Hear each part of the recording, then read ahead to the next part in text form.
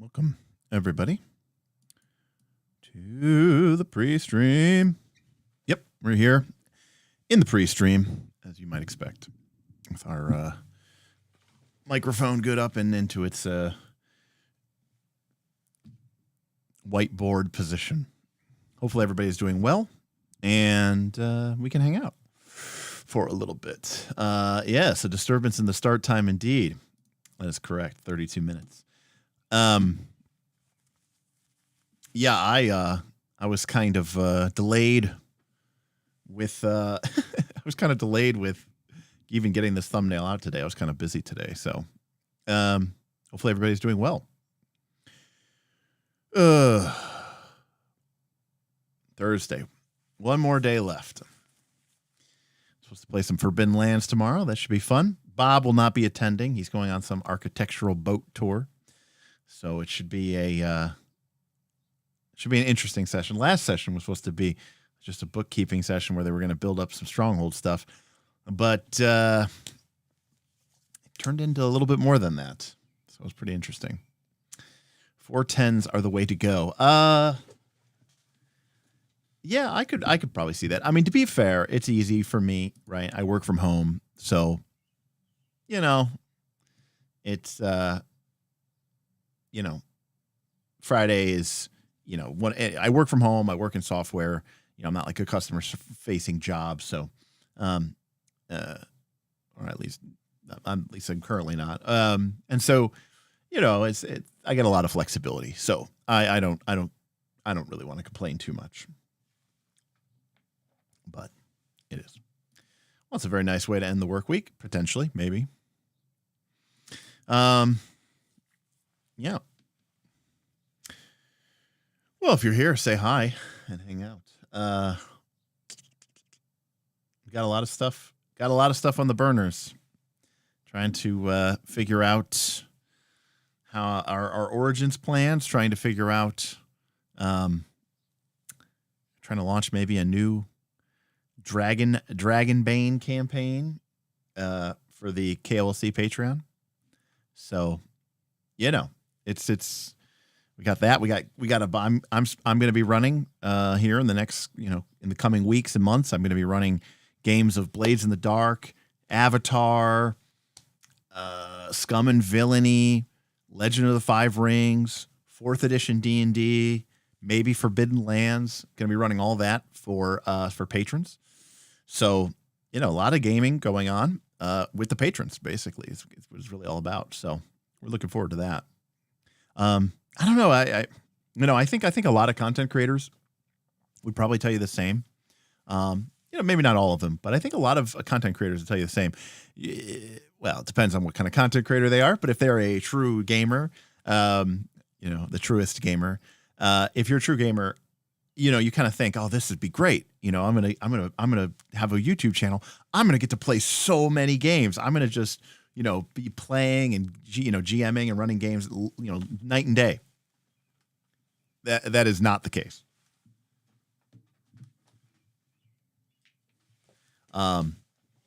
Just because, you end up being, you end up being so busy and, you end up having videos or streams. And of course, in our case, a lot of other people, they can just put together a video and then publish it. But, we're live, we're interacting with our Discord. Pretty much feels like 24/7. That's not a bad thing. It just is. And so it just doesn't leave as much time, for gaming as I might otherwise hope to. Am I drinking tonight? No, I'm not drinking. I have my Monster Energy. So, as a reminder, by the way, too, I'm going to probably put it out as a reminder right after this stream is over. I'm actually going to be live tomorrow as well during the middle of the day, but it's going to only be for our patrons. So we are going to be doing a live stream, Patreon only live stream, where we're going to be kind of talking about front creation, as in the Dungeon World concept. Doesn't necessarily have to only apply to Dungeon World, but we're going to be doing Dungeon World front creation, and we're going to be using the classic, well-known adventure Sunless Citadel as sort of a template or a stopping off point or a starting off point for sort of understanding, like, okay, so here's this well-known adventure that we all, well, many people are fairly familiar with. How can we express this in Dungeon World terms, in front terms, so that we can kind of maybe understand a little bit better about what a front is and how we might use it. So, is there anything we know of that will be hype at Origins? You know, Origins, most of the big guns come out in for Gen Con. So Origins is really more just about, you know, board gaming and, you know, there's some RPGing, of course, but it's mostly just about gaming itself. You don't get the big names like you would get at a Gen Con or anything like that. Which, unfortunately, I am pretty sure I am not going to Gen Con. I think I have to.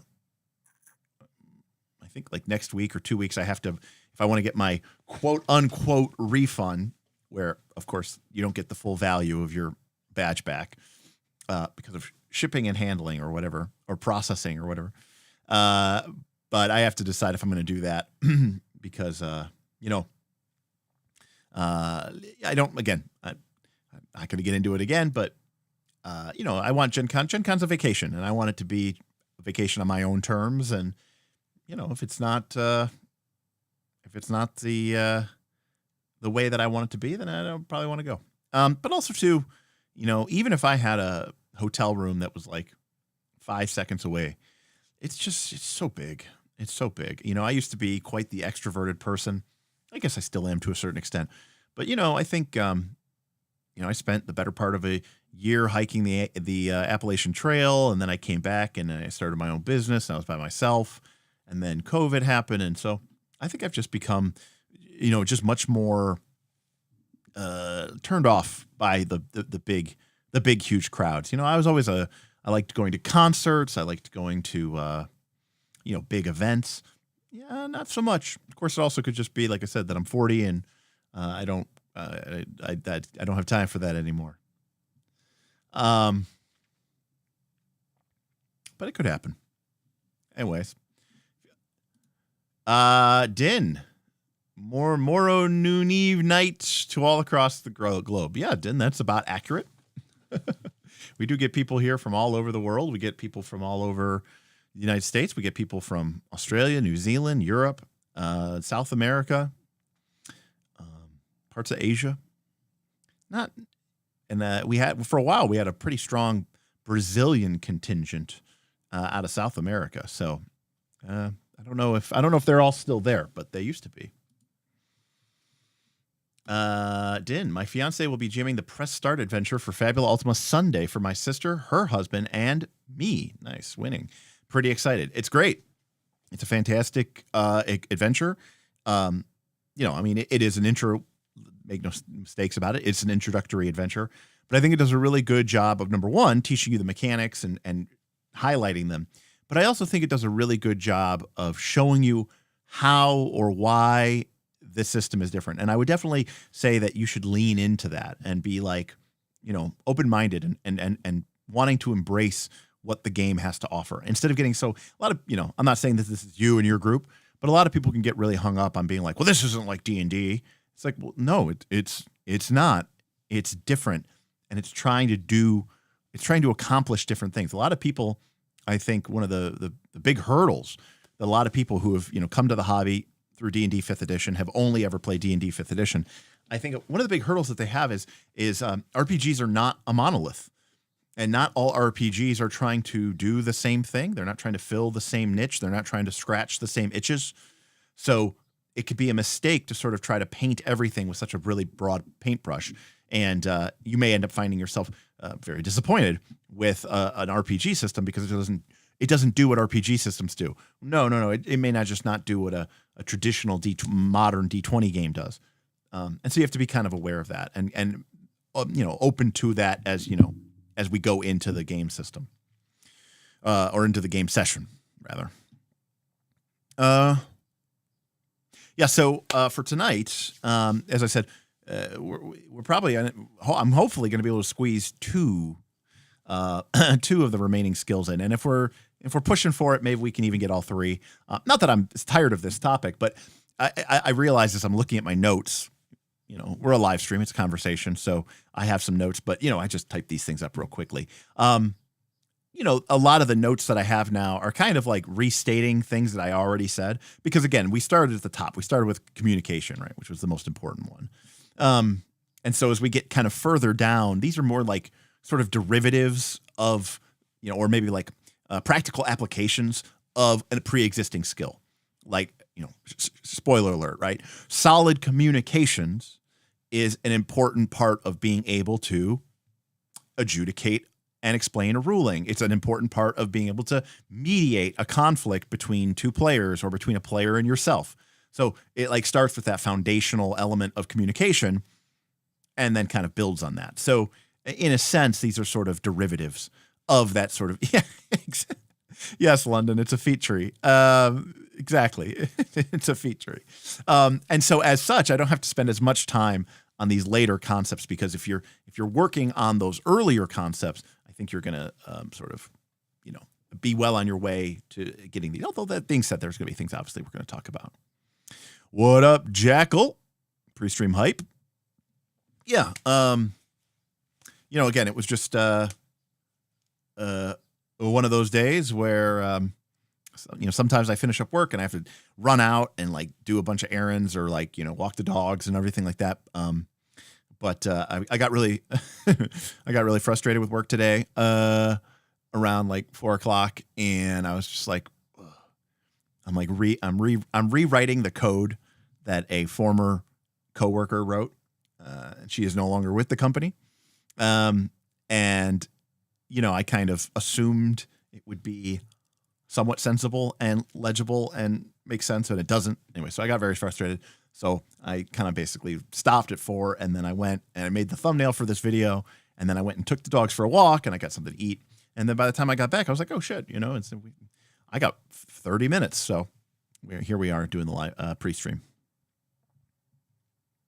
Considering my only prior experience as Pathfinder 2nd Edition, it should be very interesting, I think. Din, it'll be very interesting. I don't want to say that those two games are polar opposites, because, you know, Fabula Ultima has a little bit, you won't really get into this in the press start, but Fabula Ultima has a little bit of character building to it, with the different classes and how you can build and mix and match them together. But Fabula Ultima and Pathfinder 2 are fairly far apart on the spectrum of game experiences, I would say. But, you know, have fun, enjoy, embrace the game. That's all I'm saying. You're sure that we can find out? That's not hard. I mean, that's like, you know, that's like saying, is water wet?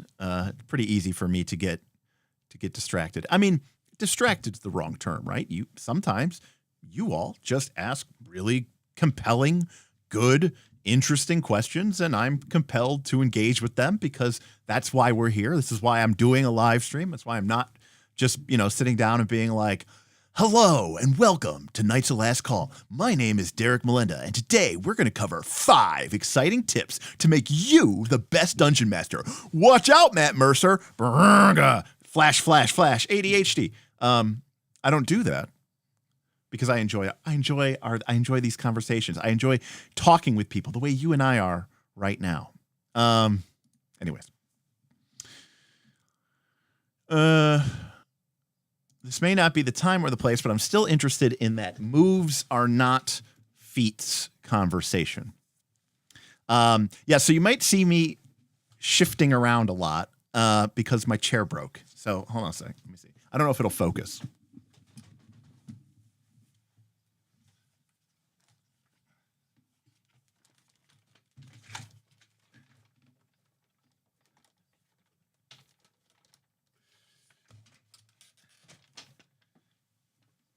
So the back plastic part of my chair snapped, and so it's like I have to like turn the chair to the side so that I can sit in it and not lean back, because it'll just bend and break. So what up, Shadram?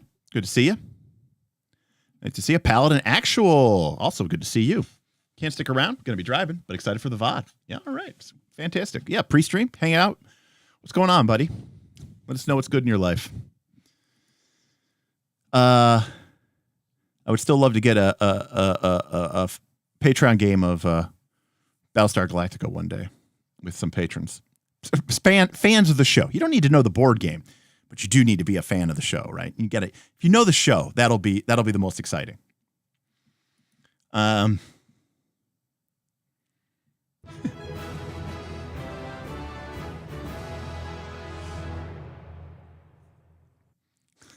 Shadram tipped $15. This won't buy a new chair, but maybe a box you can sit on.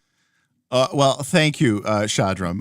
Well, it's not about buying a new chair. It's about buying a replacement for this backrest.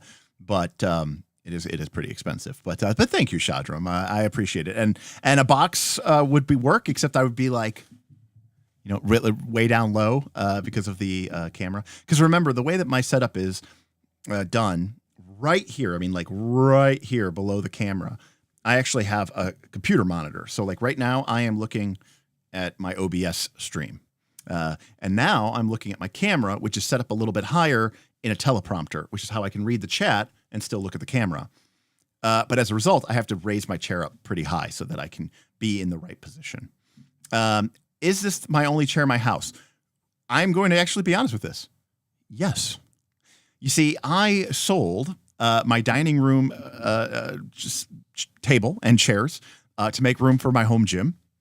And I do not have another chair to sit in. Not really. So yeah, I think I have like a stool, I think out in the garage, like a step stool, but that's not really it. It's not much better. Yeah, but thank you, Shadram. That's very kind of you. I just said I have a stool in the garage. Well, again, they sell a replacement for this thing's back. So, that's what I'm trying to, but it's not cheap, it's like $100 or something, $125. So I don't know. I put tip goals out there cause some people like for the tip goals, but I mean, it's neither here nor there. We've been doing really good with everybody. He's been very supportive of us. It's been really awesome. Patreon's been growing well. So I cannot complain about that. If anything, I just want, I want more games, more community games, more games. That's what it's all about. It's about gaming. Nothing but the rain.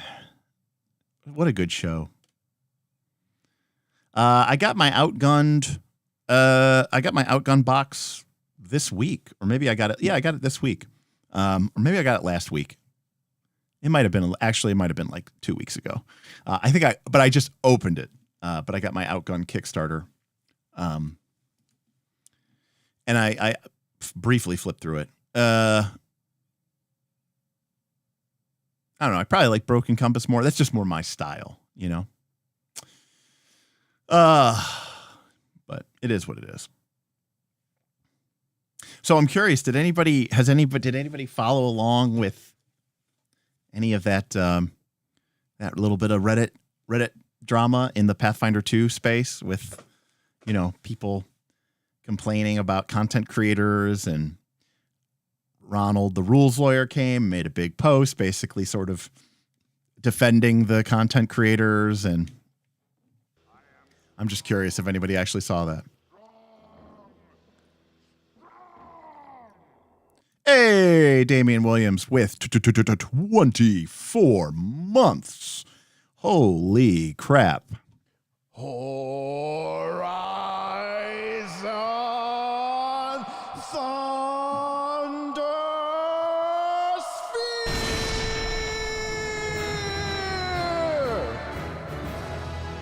Thank you, Damian. Lollipop, thank you. Lollipop Candy tipped $10. GM education fee and chair fund. Yes. Thank you, Damian, Lolly. Everyone. Shadram, we'll get this chair fixed. I appreciate it.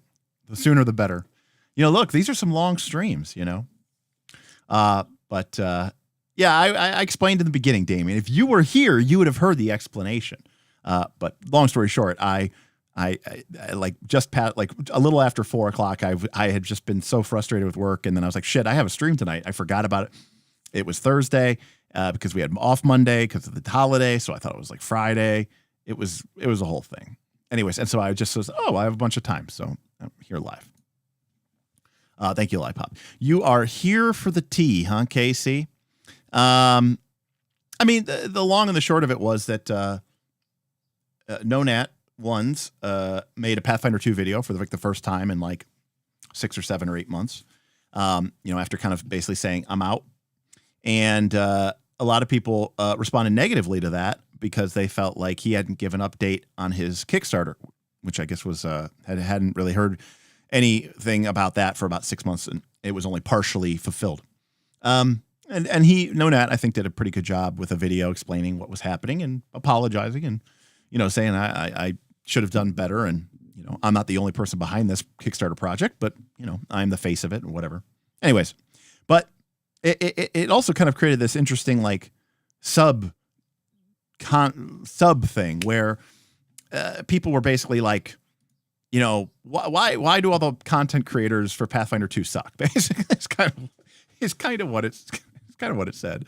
And there was like this whole like conversation about like, and I guess I'm not aware of this, but I guess there was like a bunch of people that were then complaining because they're like, I'm a Pathfinder 2 content creator and I don't get any views. And then people were like, yeah, I've looked at your channel, man.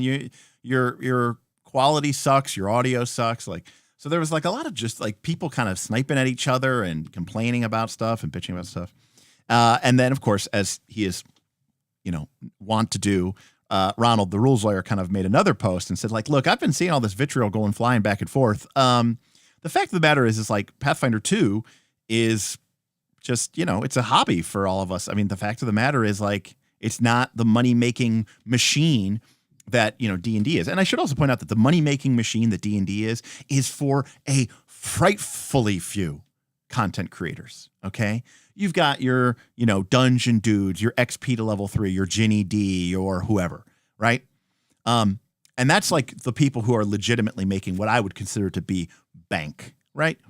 And then you have the people below that, the tier below that. I'm not throwing any shade, much larger channel than me, but you think Professor DM is going to, with his Dungeon Craft channel has enough, views and support to just quit his job and support his whole family. I think they live in New York off of YouTube. Hell no. Now, I mean, he's probably doing better than most of us here, in non-D&D land.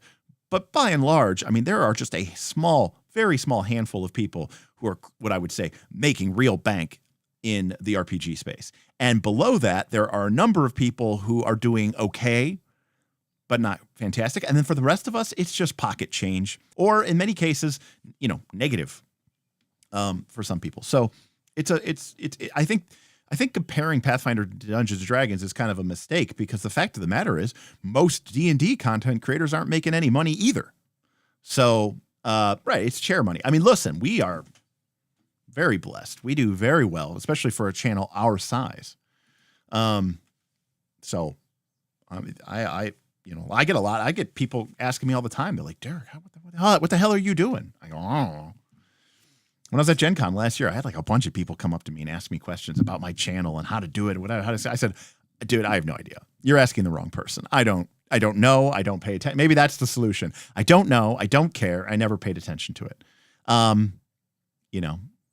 Yeah, like as a great example of this, Karama, I put our Drive-Thru RPG affiliation link when we do, first looks and other stuff. It's part of our Patreon. I encourage people to use it. If you don't, if you want to support us and don't want to do it with money directly, you can do it through that. And what does that put into my Drive-Thru RPG credit account?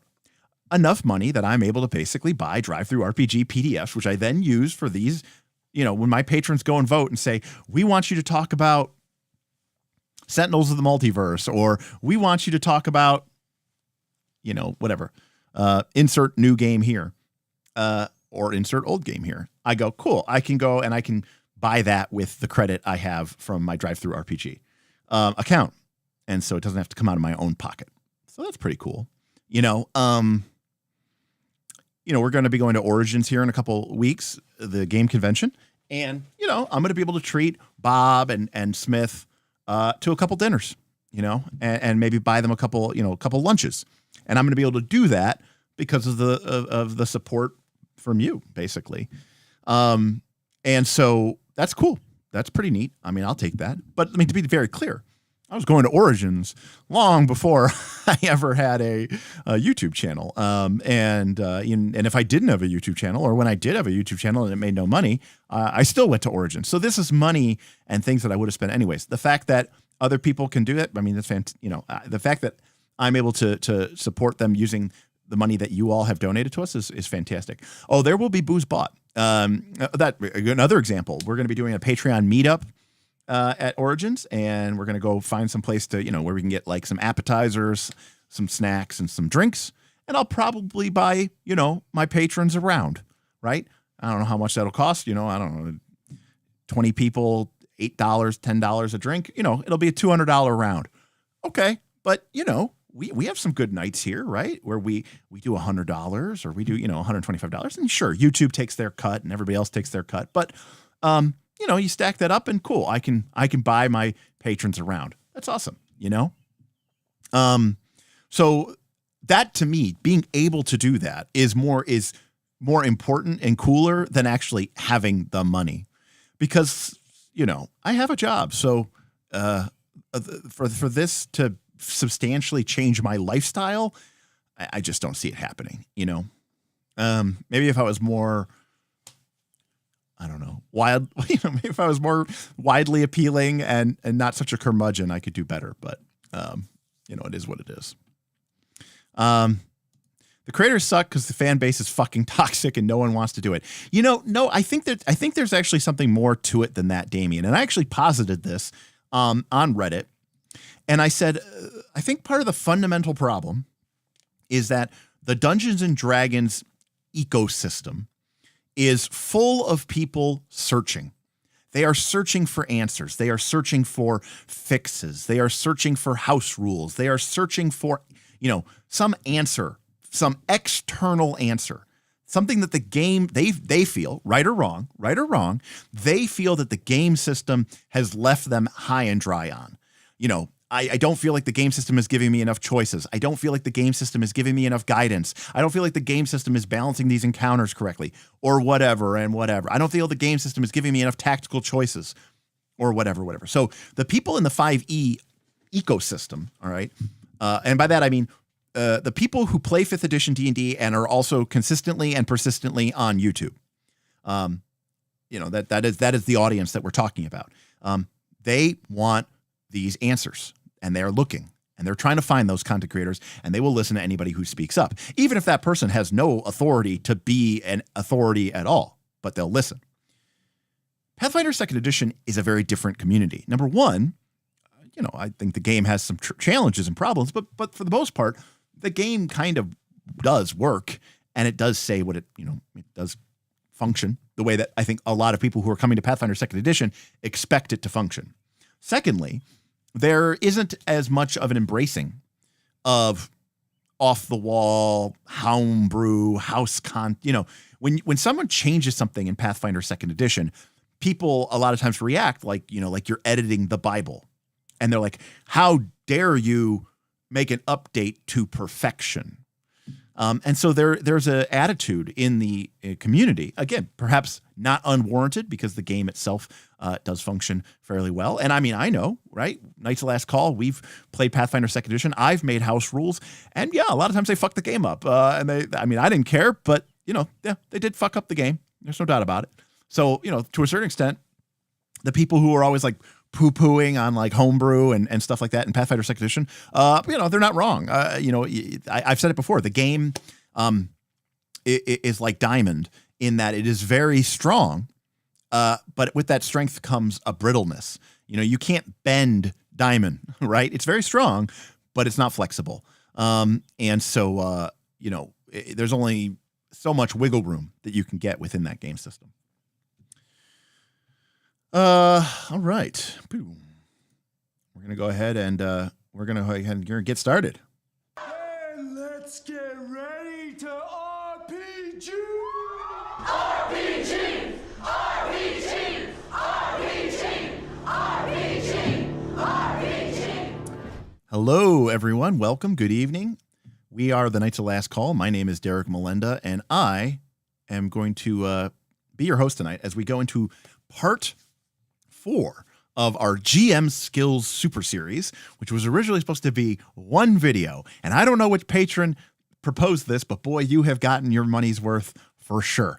So tonight, as we move through the system, or move through the remaining skills, I do feel like we might be able to handle 2 skills, maybe even the final one.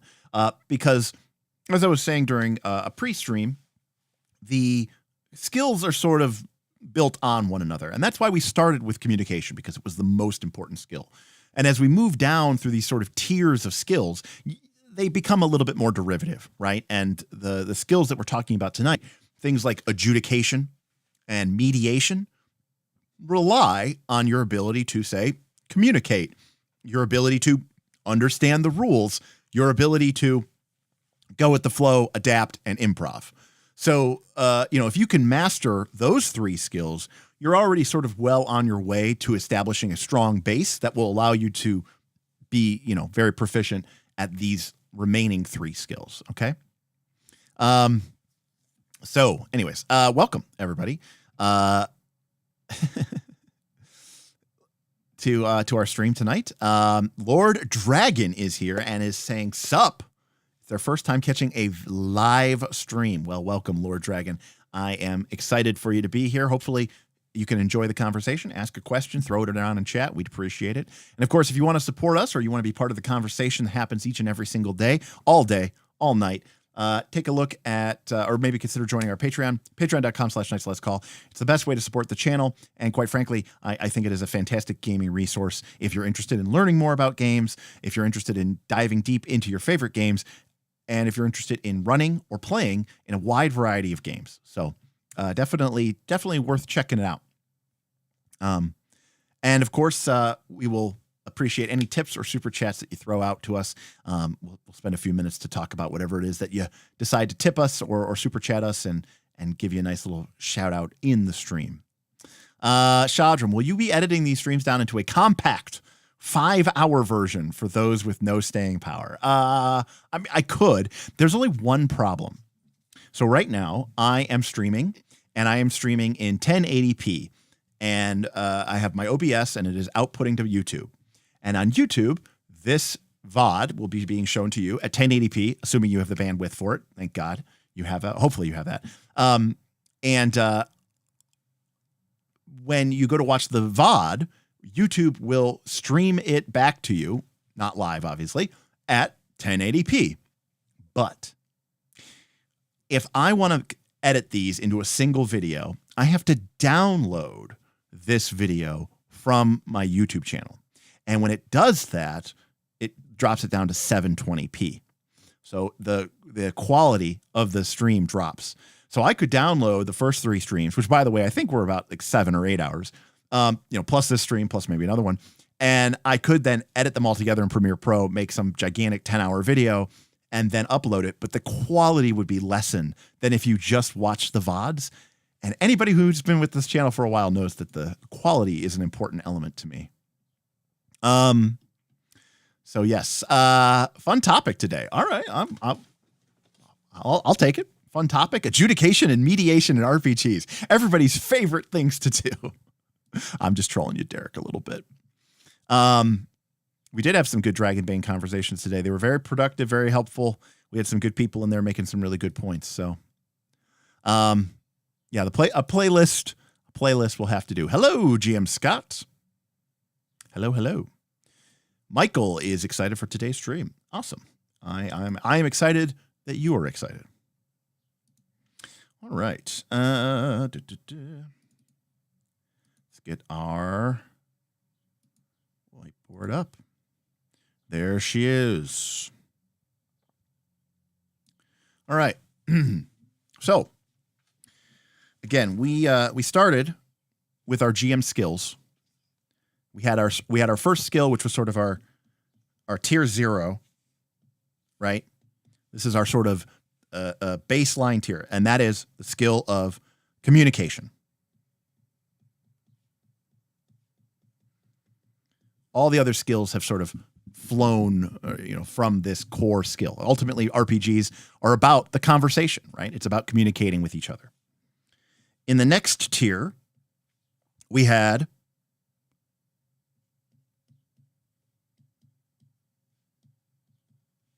the ability to sort of improv or adapt and be flexible, plus the ability to prepare and know your shit. And I think both of these are very important skills to have.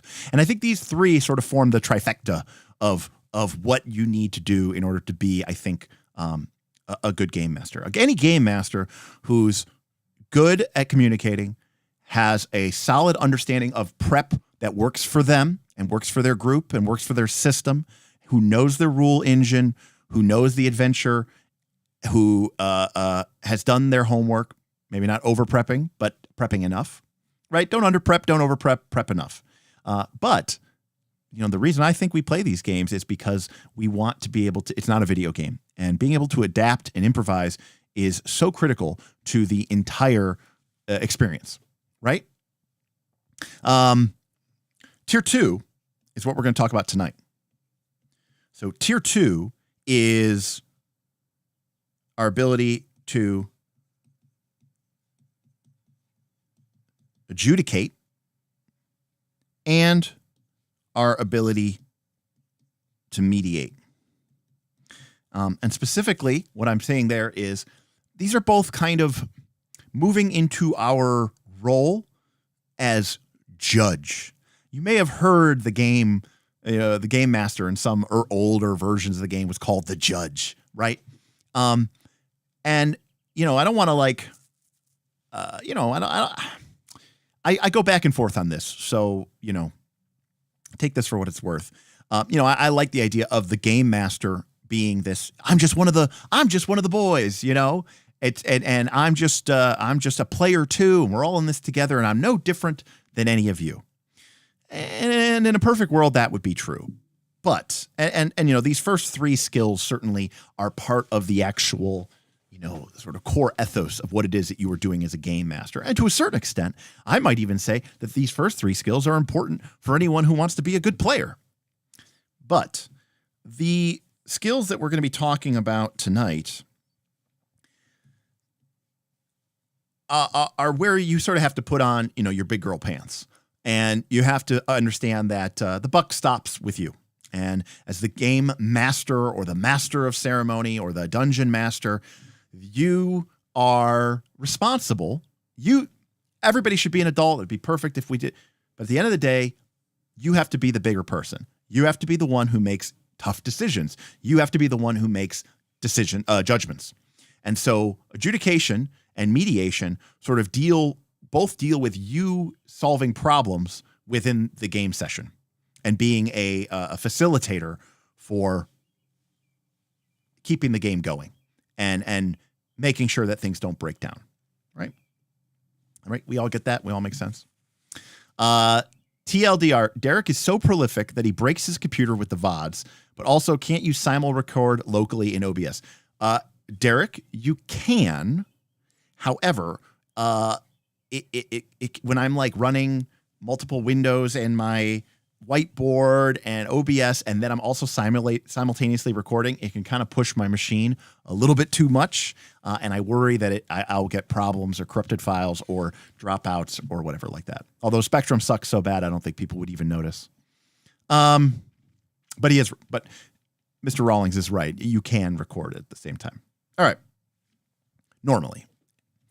All right.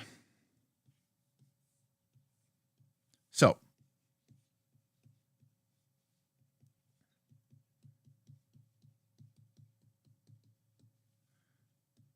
skill number 4, adjudication. All right. So adjudication as a skill set is all about being able to make, and these are the two words that I think if I had to sum up adjudication and what is the skill, what is the outcome? What are you trying to practice? Okay. It's about making fair plus consistent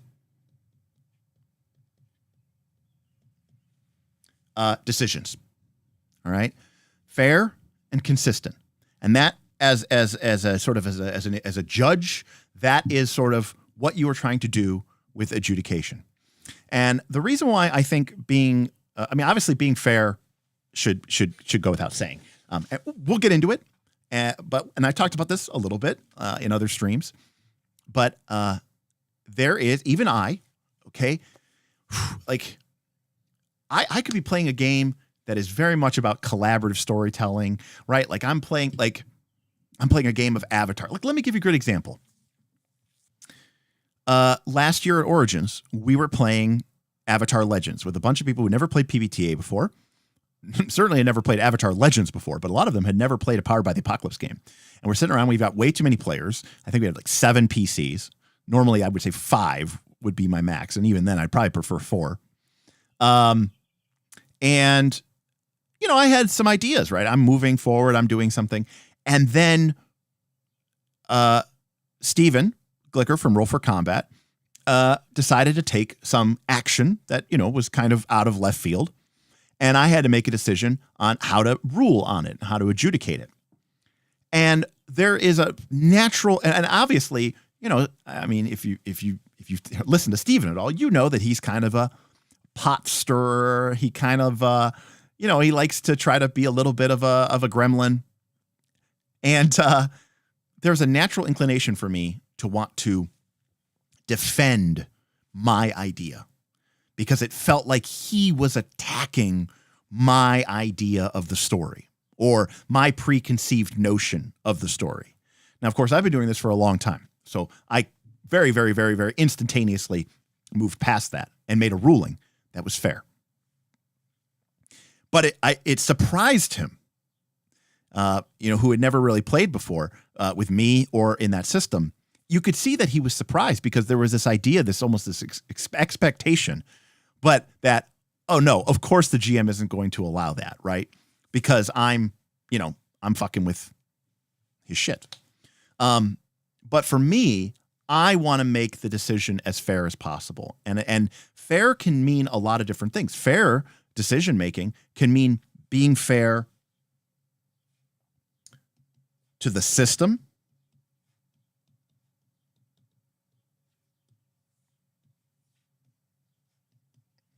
to the PCs,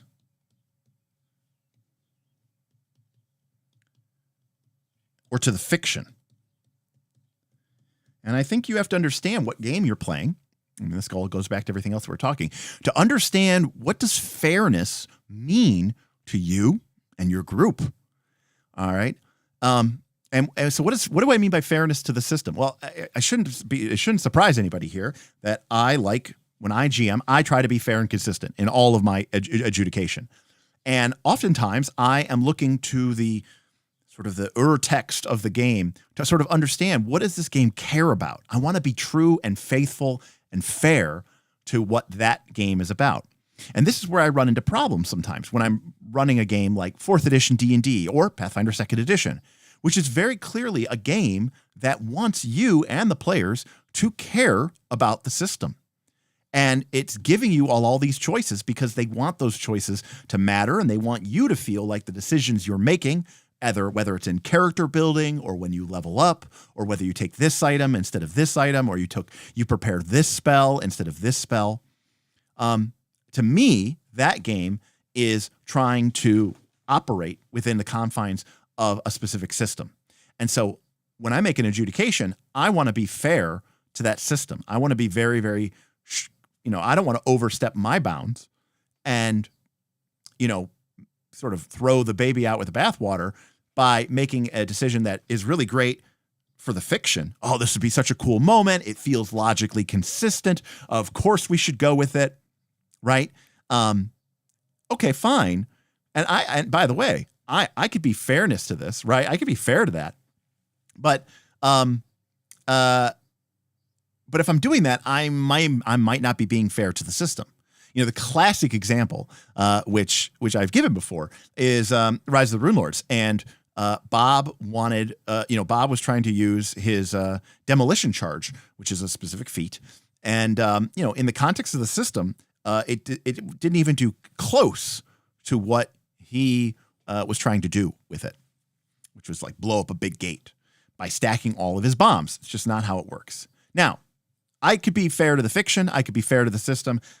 I could be fair to the PCs or the players. And I struggle with that moment. If you even go back and watch that, because my gut instinct is to want to be fair to the fiction. And it's just my knee-jerk reaction. It's just the kind of GM I am. And that's why I have tended to embrace and feel more comfortable and feel more at home with games which care more about the fairness to the fiction than they do to, say, the system or to the PCs. Rule of Cool says no fairness to the player. I guess I said to the PCs, but I guess you could think of it that way. But for me, fairness to the PCs is the classic situation where, you have a character who, especially in a game that has classes, it's like, okay, that character is that class and they can do that thing, right? And, that's their character's moment to shine. That's that player's moment to step up. And you might be in a situation where you have to make an adjudication. And maybe what the other character is saying fits within the system. Maybe it fits within the fiction. But if you adjudicate this way, maybe you're not being fair to the other PCs that are present. Maybe you're not being fair to the other player.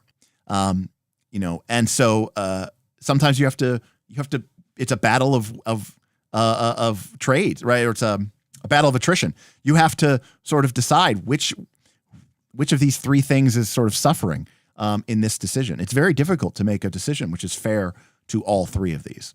And so again, I am always keeping in my mind, what do I care about? What does this system care about?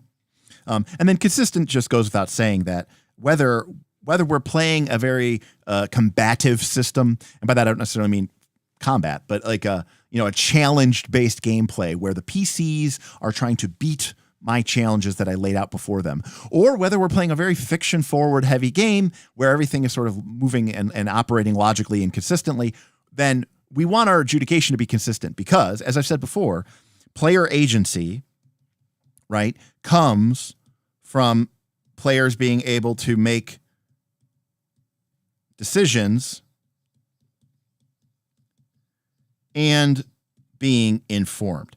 And part of being informed is having a reasonable expectation based off of, number one, the game system that we're playing, and two, past adjudication that the GM has done to make a logical assumption of how this particular action is going to be ruled or handled or dealt with. So, for me, consistency is very important at painting that picture. A great example of this is in Blades in the Dark, because Blades in the Dark is a game system that has a shitload of adjudication, right? There's no look up the DC in the book. There is no DC in the book. So you are constantly evaluating position and effect based off of what the players are describing to you. And as a result, there's a lot of opportunities to not be fair and not be consistent. But what you want to do is figure out a way to set a tone. If you're playing a thrilling heist game and a player does some sort of super daring, awesome acrobatics, John Wick move where they leap off of the roof of one building and they're spinning through the air and they're shooting their guns, and you say, "Oh yeah, that's risky," because you're trying to create a tone of I want to reward chancy behavior. And then another player does something fairly similar later on, and you go, "Oh man, that is just so totally desperate. You are just pulling this out of your ass." It can feel kind of like, well, wait, why was it risky earlier? But now when I'm doing it, it's desperate. And again, the GM and the player should have that conversation. It's one of the beauties of Forge in the Dark. There is no, monolithic answer from on high. But I try to make those decisions consistently so that the players get a feel for what's going to be risky, what's going to be controlled, what's going to be desperate, et cetera, et cetera. All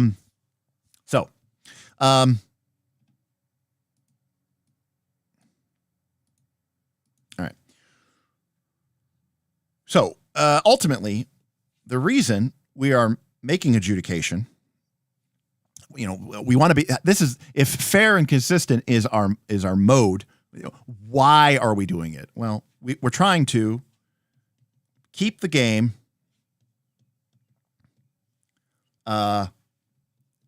enjoyable and flowing smoothly. Now look, this is where I got to get real with y'all. Okay? Sometimes when you're the game master, you're also like the party host. Okay? And it's like a cocktail party. And sometimes, right, your job is you just got to keep it flowing. Keep it going. I'm not trying to say that you need to bend over backwards or you need to fudge or you need to cheat. I'm not saying that. In fact, I'm saying the opposite of that. But what I am saying is understand that your role in the game isn't always as black and white as the, Dungeon Master's Guide would have you believe. You are also there as a facilitator. You are there so that people are going to be having a exciting and enjoyable evening, and you're supposed to keep things moving. And again, this might sound similar back to what I said before about keeping things going. Don't be flipping through a million books. But, what you're trying to do is avoid arguments. I mean, that's really what it comes down to. When I talk about the best way that that you're doing your adjudication well is when you make a decision about how to apply the rules, and all of the players, most of the players, but especially the player to whom it probably, applies the most, everyone around the table kind of goes, yeah, oh, that makes total sense, or, oh, that's exactly how that should go. That's exactly how it should go. Because if you're doing that, look, you're keeping it enjoyable. Everyone gets there. They can see how the game is flowing. They can see how things are linking into one another, and it sort of makes the game world, right, feel a little bit more lived in. Makes the game world feel a little bit more real because it's consistent. And the fairness ensures that people feel like they aren't being marginalized or ostracized or punished. And again, sometimes we do have to make hard decisions. There's no doubt about that. But in all situations, I am really just trying to think of myself here as what decision can I make that is going to keep this game going, And there's other games like Dungeon World or other Powered by the Apocalypse games, which have these agendas, right? To fill the characters' lives with danger and excitement, right? To say what honesty demands. Those are also kind of part of my adjudication matrix as well. Obviously, they apply specifically to those games, and I find them very easy to do because that guides my decision making. When given a choice of how to rule on a particular crazy ass stunt that somebody did in my Dungeon World game or in my Root game, I'm going to be thinking about, okay, well, what is fair to the fiction, right? What is consistent with my previous rulings, but also what is going to fill the characters' lives with danger and excitement? What is going to be saying what honesty demands, et cetera, et cetera. So it's really just about sort of, you need to know who you are, right? You need to understand what's important to you and make sure that you've communicated that to your players so that they understand that. And assuming you're all in agreement, then as long as you make your rulings in a consistent and fair way to that sort of base level understanding, then you're going to keep your game flowing. You're going to keep it enjoyable. Piro says, hard agree. Okay, I just naturally assumed things are going to say hard disagree. Hard agree that consistency allows for agency. Otherwise, it's a fudge fest and it feels like nothing matters. Absolutely. And again, we'll kind of, get down to this here. kind of some more practical tips. We've been sort of speaking, philosophically. But again, some of this is repeated from previous things. But, one of the keys to being able to adjudicate well is to, again, know the rules. Familiarity with the game's core rule set is foundational for being able to adjudicate the game's core rule set. As I said before in prep, you do not have to memorize every detail of the game, but you should have a very strong grasp of the core mechanics. And more important than that, what are the core mechanics really trying to get at? This is something that we always talk about, right? When we do our first looks, we talk about the big three questions. We talk about Jared Sorensen's big three questions, which is, what is this system about? What does this system care about? And how do the rules in that system help us get to those outcomes that it cares about? So know the rules. That's a first one.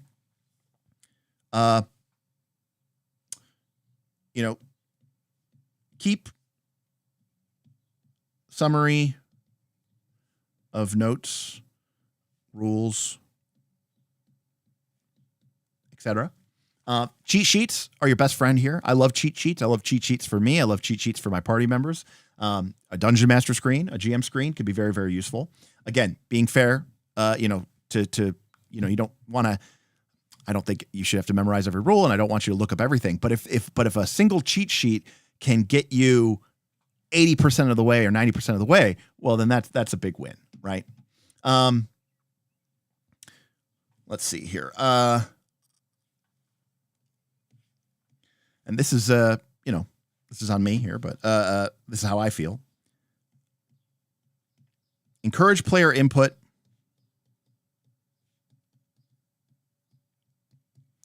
But decide quickly. Not every table will feel the same way that I do. But as I've said before, one of my favorite things, Luke Crane talks about this often. We talked about this in our Mouse Guard first look. Luke Crane calls it table talk. It's where we, the players in the game, are talking about the game in a very meta sense. I am a big fan of asking my players for input. I want to hear their perspectives on the rules, on the scenario, on their understanding of the fiction. And I want to be able to, again, going back to communication, I got to listen actively. And ultimately, I want their input because I'm not saying it's not a democratic process. It's not. But at the very least, I think people should be heard. And, sometimes a player is going to give you a great bit of input that will allow you to make a much stronger adjudication. And between me and you, unless you have, I guess maybe there are a lot of players out there that are like this. I typically find that when I ask the players for their input, they give me a much more extreme or hard or difficult or, getting less of what they wanted decision than I would have given them. I'm like, oh shit, I wouldn't have made the DC 20. I was thinking like DC 15. And so when they come out you and they say, well, like it's kind of like this, so maybe like DC 20 and whatever like this, and then they've already bought into it at that level. So when you come back and go, yeah, no, that sounds really, really good, but you know what? Like your character is kind of a badass at this, and you really do have a lot of advantage here. So we're only gonna make a DC 17. Then it's like you kind of come across looking like you're the hero, right? You're the good guy, because you're buying into the player's idea. You're being a fan of the PC, as Dungeon World would say. And more importantly than that, it seems like you're rooting for their success, right? You're sort of encouraging them. And again, as I said before, a lot of these lists end up sounding like Dungeon World advice, and that's because quite frankly, they are, because it's really good advice. So again, we kind of alluded to this, but be a fan of the PCs. Now, to be clear, this does not mean fudge for the PCs.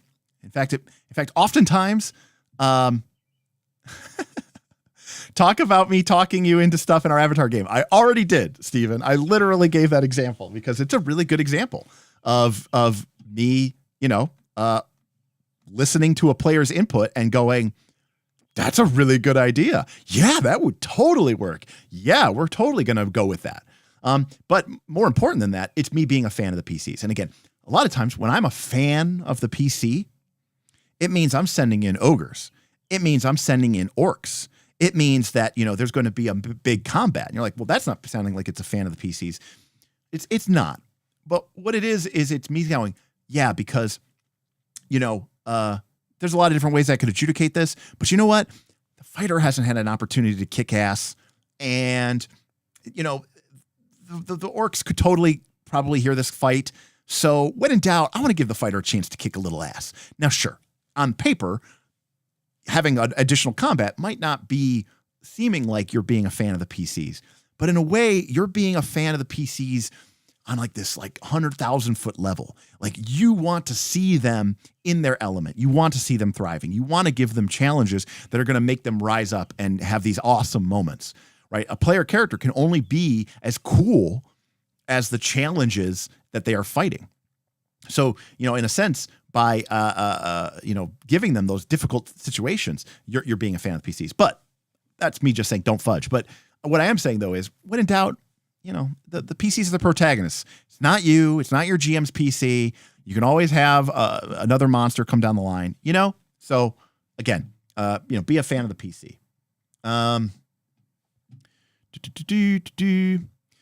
Derek says, is to the fiction a one-to-none synonym to verisimilitude, or is it different? It's very close. The Venn diagram is very, very, very close.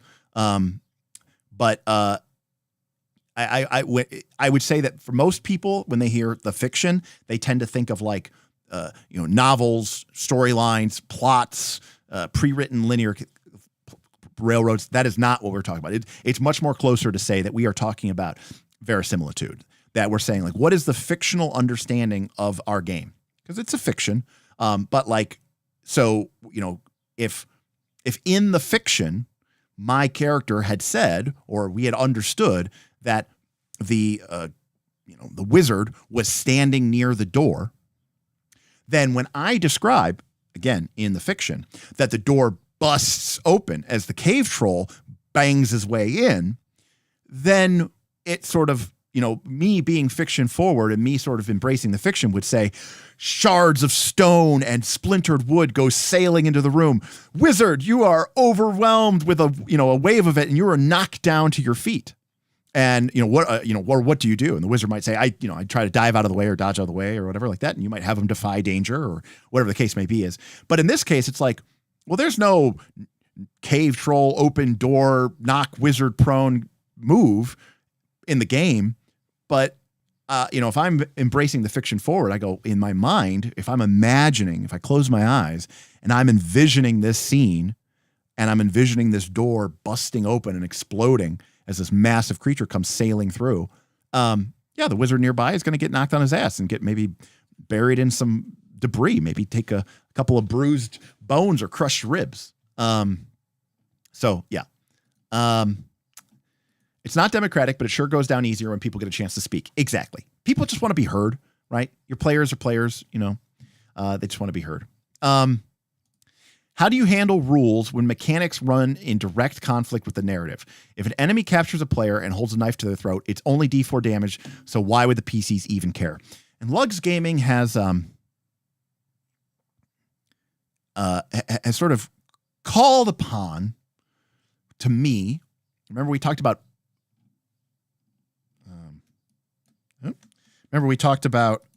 fairness to the system, fairness to the PCs, fairness to the fiction. Let me give you the simplest explanation I can. We are playing an exciting fantasy, heroic fantasy game. Your rogue is a Whipplestein. Maybe Whipplestein's our rogue. Whipplestein. Thank you. I don't know. What was there a message here? Or you just super chatting? You just hanging out? Maybe you meant to say something? Whipplestein, thank you for the $10. Thank you for supporting the Knights in Exile. And thank you for being a member of Patreon and a legend, and also for being a supporter of the channel as a member of the Adventurer. You're really the cat's pajamas. All right. Whipplestein, let me know if you want a shout out. I'll get to that. Okay, so I've got my cool rogue. We're playing this fictional game, right? And we are fighting against an evil necromancer, and we're in this kind of cool ancient, temple. And I am a stealth rogue. The message was so silent that no one could even hear it. Yes, all right. Whipplestein, our rogue, is kind of trying to fight, make his way to the necromancer, so that he can, finish him off with a sneak attack or whatever. And then one of the ghouls' claws sinks into his back, and there's a hot flash of pain, but it's quickly replaced by a numbing cold, which spreads from the wound across his body, and he finds suddenly that his limbs stop moving, his breath becomes ragged, his eyeballs are fixed as he stares blankly ahead. He is paralyzed. Okay, we've all been here before. Now, maybe a moment or two later, the necromancer casts his eyes and looks about the chamber. He cares nothing for his undead servants. The necromancer cackles. Bones and flesh, is that all you think I am capable of? Long before I mastered necromancy, I was a wizard! And he summons a fireball, and he throws it into the middle of the party. And there is a blast of flame, an explosion rippling outward across the chamber. Now, if we were playing Dungeon World, everything I've described could have been D&D, could have been Dungeon World, could have been Pathfinder 2nd Edition. If we were playing Dungeon World, okay, I would say that, and I'd say, well, what do you do? And, the fighter character might say, I raise my shield and grit down as I try to, brace myself from the flaming impact, blah, blah, blah, blah, blah. And I would say, I wouldn't ask the rogue what they were doing, because I'd be like, you're paralyzed. The rogue would not get to defy danger. There's nothing to defy. They're paralyzed. And I would describe that the rogue is thankful that his nerves are paralyzed as the flame rushes over him, crisping his flesh, burning his hair off, and singeing his clothes. And he would just take the full damage. Because again, that is me being fair to the fiction. Now, I think you know where I'm going with this. If we were playing Pathfinder 2nd Edition,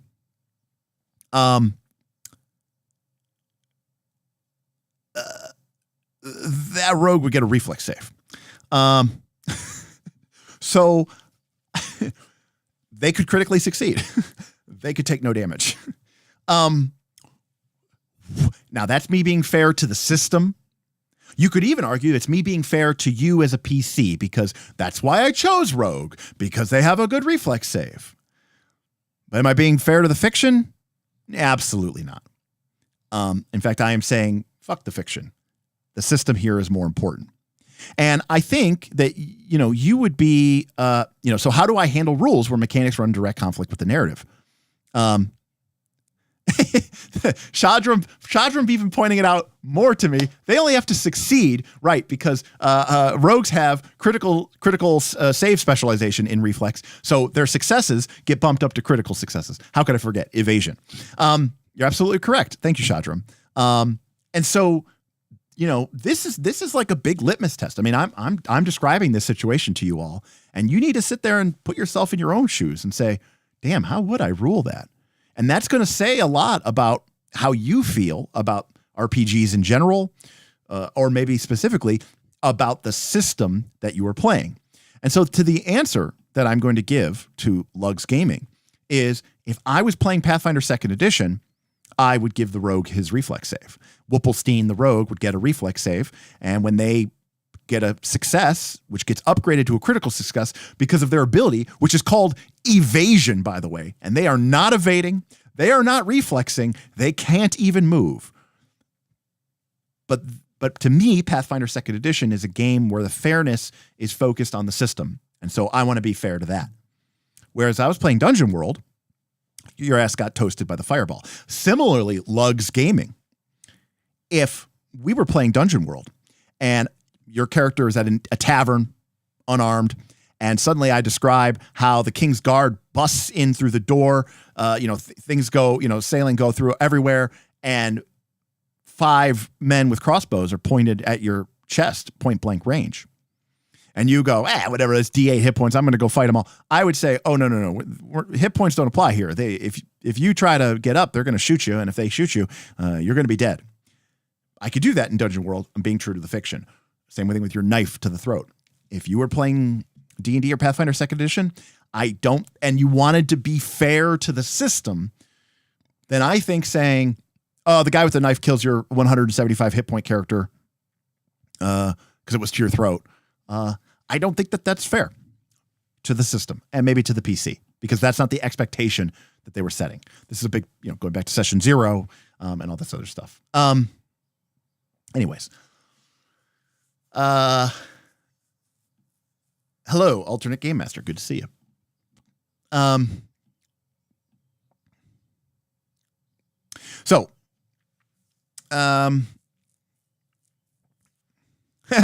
In systems that don't handle the knife throat thing very well, I just don't create those situations. If it's a PC, I guess I just make a ruling. That is another thing that can sometimes happen, right? People will just go, you know what? No one will ever be held at knife point in my campaign because I'm playing a game that does not handle that very well and would probably create some bad outcomes. All right. Number 5. Remember or document your rulings. Now, it's possible that afterwards you go back and you have a conversation about the ruling that you made, and maybe you decide to kind of enshrine that as a new rule or talk about it. But I mean, there's nothing wrong with sort of keeping a living list of house rules and home things that have come up in your game, maybe because it's something that routinely comes up because of some combination of players' interests and skills and abilities. And it's important to, keep that fair, keep it consistent. So sometimes it just means remembering and writing it down. If you've got a good memory, great, but keeping a document, I think, is a solid idea.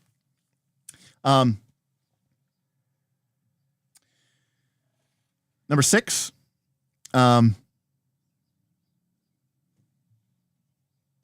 practice makes perfect.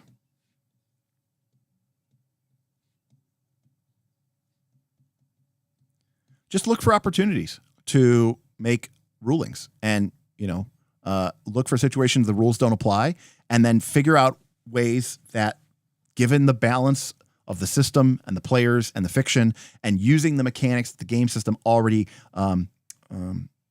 gives to you, I think is a fantastic example of just sort of getting used to how to make these rulings. Like, I'll give you a good example.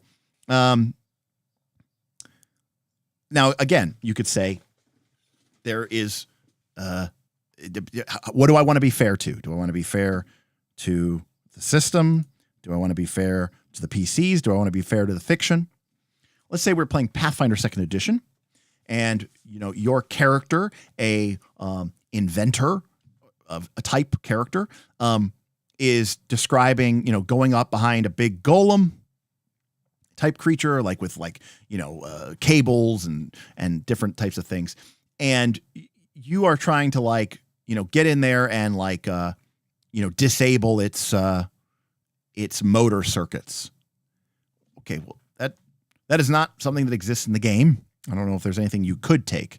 Now, if we were doing a strict rules as written application and say, well, you don't have a skill feat that lets you use any of your abilities to do that, so, I'm not going to let you do that.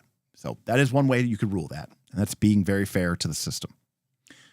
You could also say, well, it sounds like you're trying to immobilize the golem. We have rules for immobilize. There's the grapple rules. It uses athletics versus the creature's fortitude save. How about I let you make essentially a grapple check, but you'll be using your craft skill against the golem's fortitude save, representing, I don't know how tough its internal components are. And if you succeed, you have to be at melee range, and you have to, stay there, keeping the creature shorted out so it can't move and it's flat-footed. But if you succeed, then the creature will essentially be immobilized. Now that's me being a little bit more fair to the fiction, me maybe being a little bit more fair to the PC, but I'm still giving the system its due, because I'm using mechanics that the game sort of already has. I'm using skills versus DCs. These are things that the game already uses. I'm using an existing template of a skill action in the form of grapple or perhaps trip to accomplish what I'm trying to do.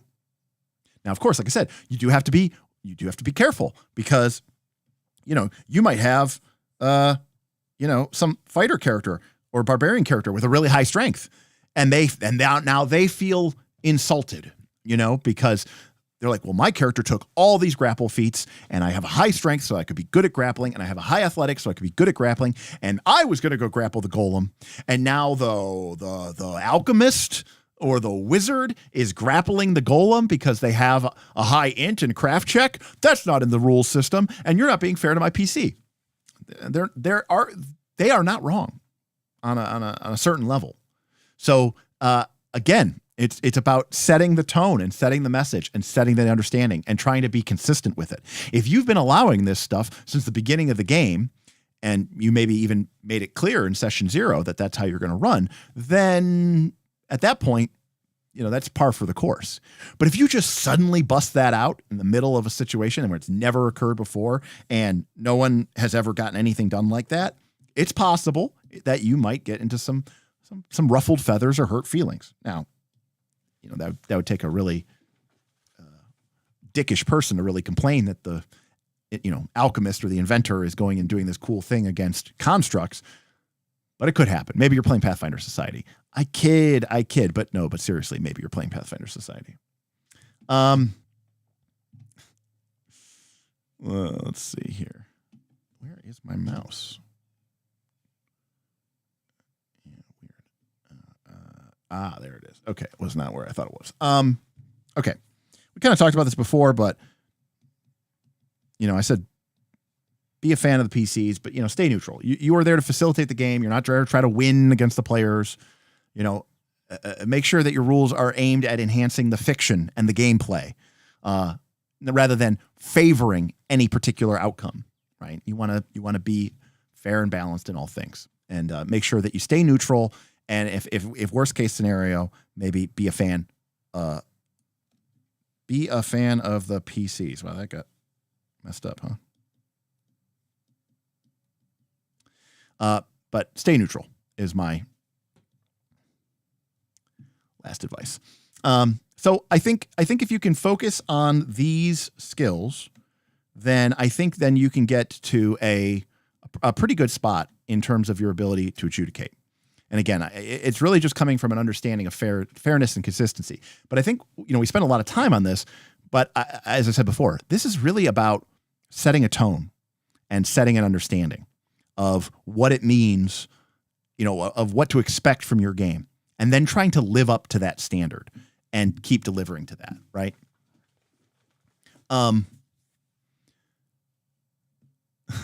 Let's see here. Shadram says, yes, I stopped trying to even do that in Pathfinder 2nd Edition too. Forbidden Lands is good for it since PCs only ever have 4 to 6 hit points. But that's also, right? That's why people play Pathfinder 2nd Edition. It's why people play games where your character has hundreds of hit points. Because when, in the movie, when someone puts a knife to their throat, they just grin and, they fight off the 10 people. And they, grab the guy's wrist and break it. And then the other people shoot crossbow bolts and you spin out of the way and use him as a living shield. And then you hurl his body into a table and it goes end over end and the other crossbow bolts go into the ceiling because you're a hero and you're kicking ass, right?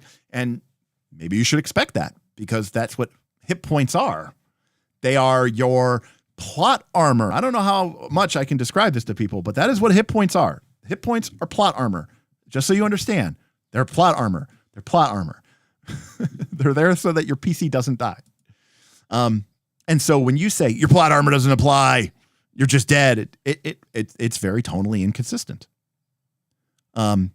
Do you know how you kill someone with a dagger with nut to their throat?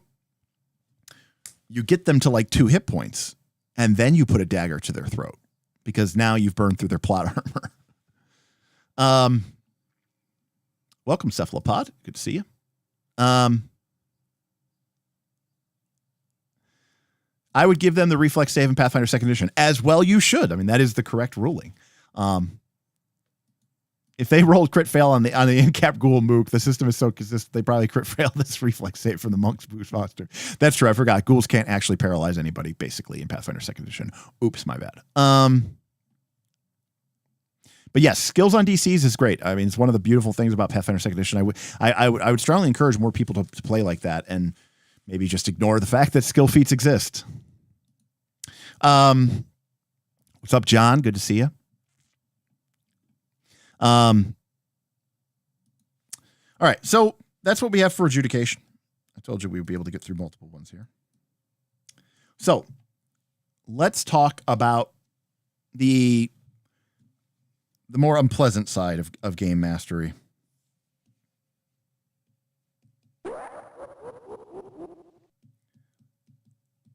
Mediation.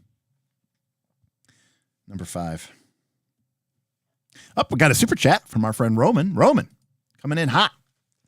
So, what do you recommend when crap hits the fan and players think you are favoring one PC, like a best friend or spouse especially? Well, we're going to get into mediation here and talk about this. But I think the first thing that we have to do, Roman, is be honest with ourselves. Are we playing favorites? Maybe we are. I've been there. I've had girlfriends play in my campaigns, and I had to weigh, we talked about the fairness, right? We talked about the fairness to the system, the fairness to the other PCs, the fairness to the fiction. Okay, but what about the fairness to the rest of my fucking week? And I'm going to have to deal with a pissed off girlfriend. I'd like to tell you that I'm like some Superman who is above such mortal concerns, but I am not.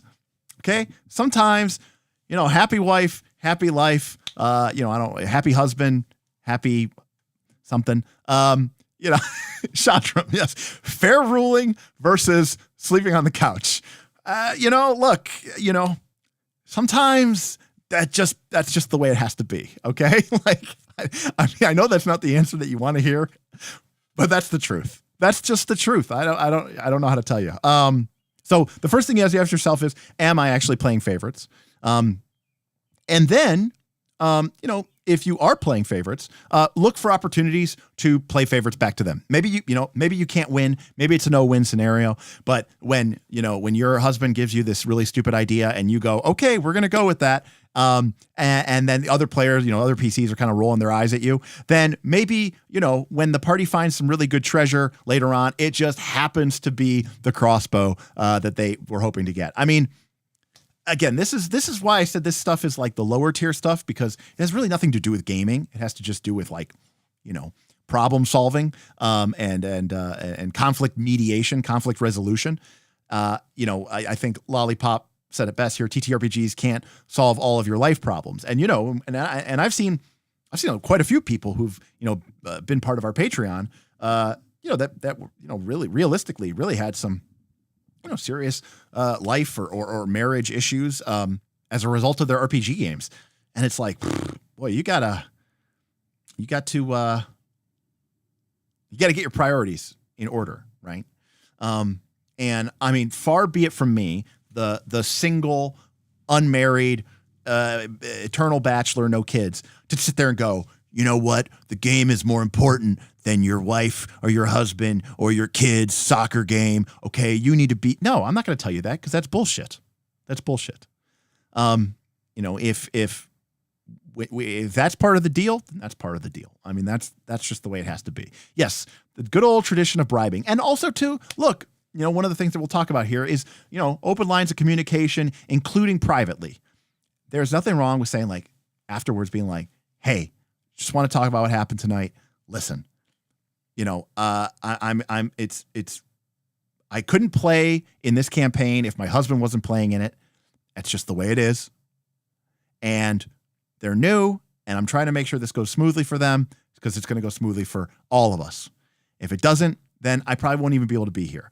I will try to make sure that I keep things, fine, and you can help bring them along. But the fact of the matter is, that's just the way it is. And they're like, oh, well, your husband's just such a big baby. Well, maybe it is, and you should have done a better job in choosing a husband. But we're past that point, aren't we? So, I don't, GM advice can't help you with your, problematic relationship. Sorry. People are like, my husband's a dick, and he's completely, rude to everybody, and he doesn't care about the game, and whatever. What GM advice do you have for me? Get a new husband. Don't play RPGs. just give up. Just watch Critical Role like everybody else. I don't know. Sorry, Roman. I wasn't trying. I'm not teasing you, Roman. I actually think that your question is actually a really good one. I'm just saying, like, yeah, I mean, you even said perfect response, so yeah, fantastic. Derek says, the worst mediation I had to work through wasn't a LARP. We're already starting off there in the danger zone, in the red, where a couple broke up and both refused to give up the game. That was rough because they were really catty to each other. I had a similar experience, kind of, sort of. I had an ex-girlfriend who we used to go to cons together. She didn't role play, but she was really big into board games. And it was actually Origins. I went to Origins the year after we broken up. So we had been broken up for almost a whole year at this point. And I'm coming up an escalator to go up to like the second floor. And as I'm coming up, like she's up on the landing, and she sees me and starts having like a public freak out. And she's screaming at me saying that I'm not allowed to be here. This is her space. We're in a public convention center at a massive con that, by the way, she started going to because I brought her there. And just like having this huge blow up about like how like she refuses to see me. When I got to the top of that escalator, I just whoop, like Abe Simpson in that classic meme where he walks into the strip joint or the speakeasy and grabs his hat and puts it back on his hat and turns around and walks out the door because Bart's the doorman. Sorry, showing my age here. But anyways, I just turned right around and went down the escalator because for me, I was willing to just walk away from that, and just say, I'm not dealing with this. But I don't seek conflicts. So yeah, it is the nature of it. This is why I'm glad my wife couldn't care less about RPGs. Maybe she doesn't get why I spend too much money on RPG books, but I get to fully disconnect at the table and focus on the session. And, my opinions are just that of some random internet stranger. But I will say that, I think I have heard more, stories where things have been problematic but that's because you don't hear the stories where things are fine, right? People don't go to Reddit and say, man, I'm having a game system with my friends and my, girlfriend, and it's great. And everybody's fine. Like no one's going to make that Reddit post. But in general, I would agree with UKC. I think it's a nice disconnect, and it's nice to be able to have that space, role-playing games let us work out a lot of issues sometimes,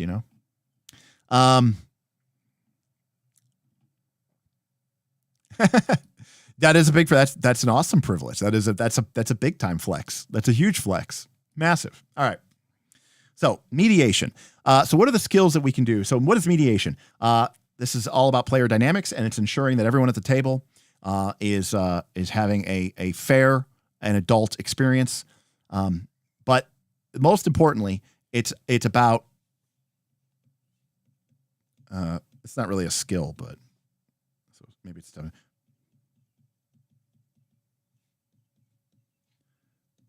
Being fair to yourself. Now, listen, as I said before, this is something it should go without saying. And I'm going to counteract this a little bit later. Being fair to yourself. And if that's 0A, being fair to your players. Okay. So I'm going to describe a situation here, which is basically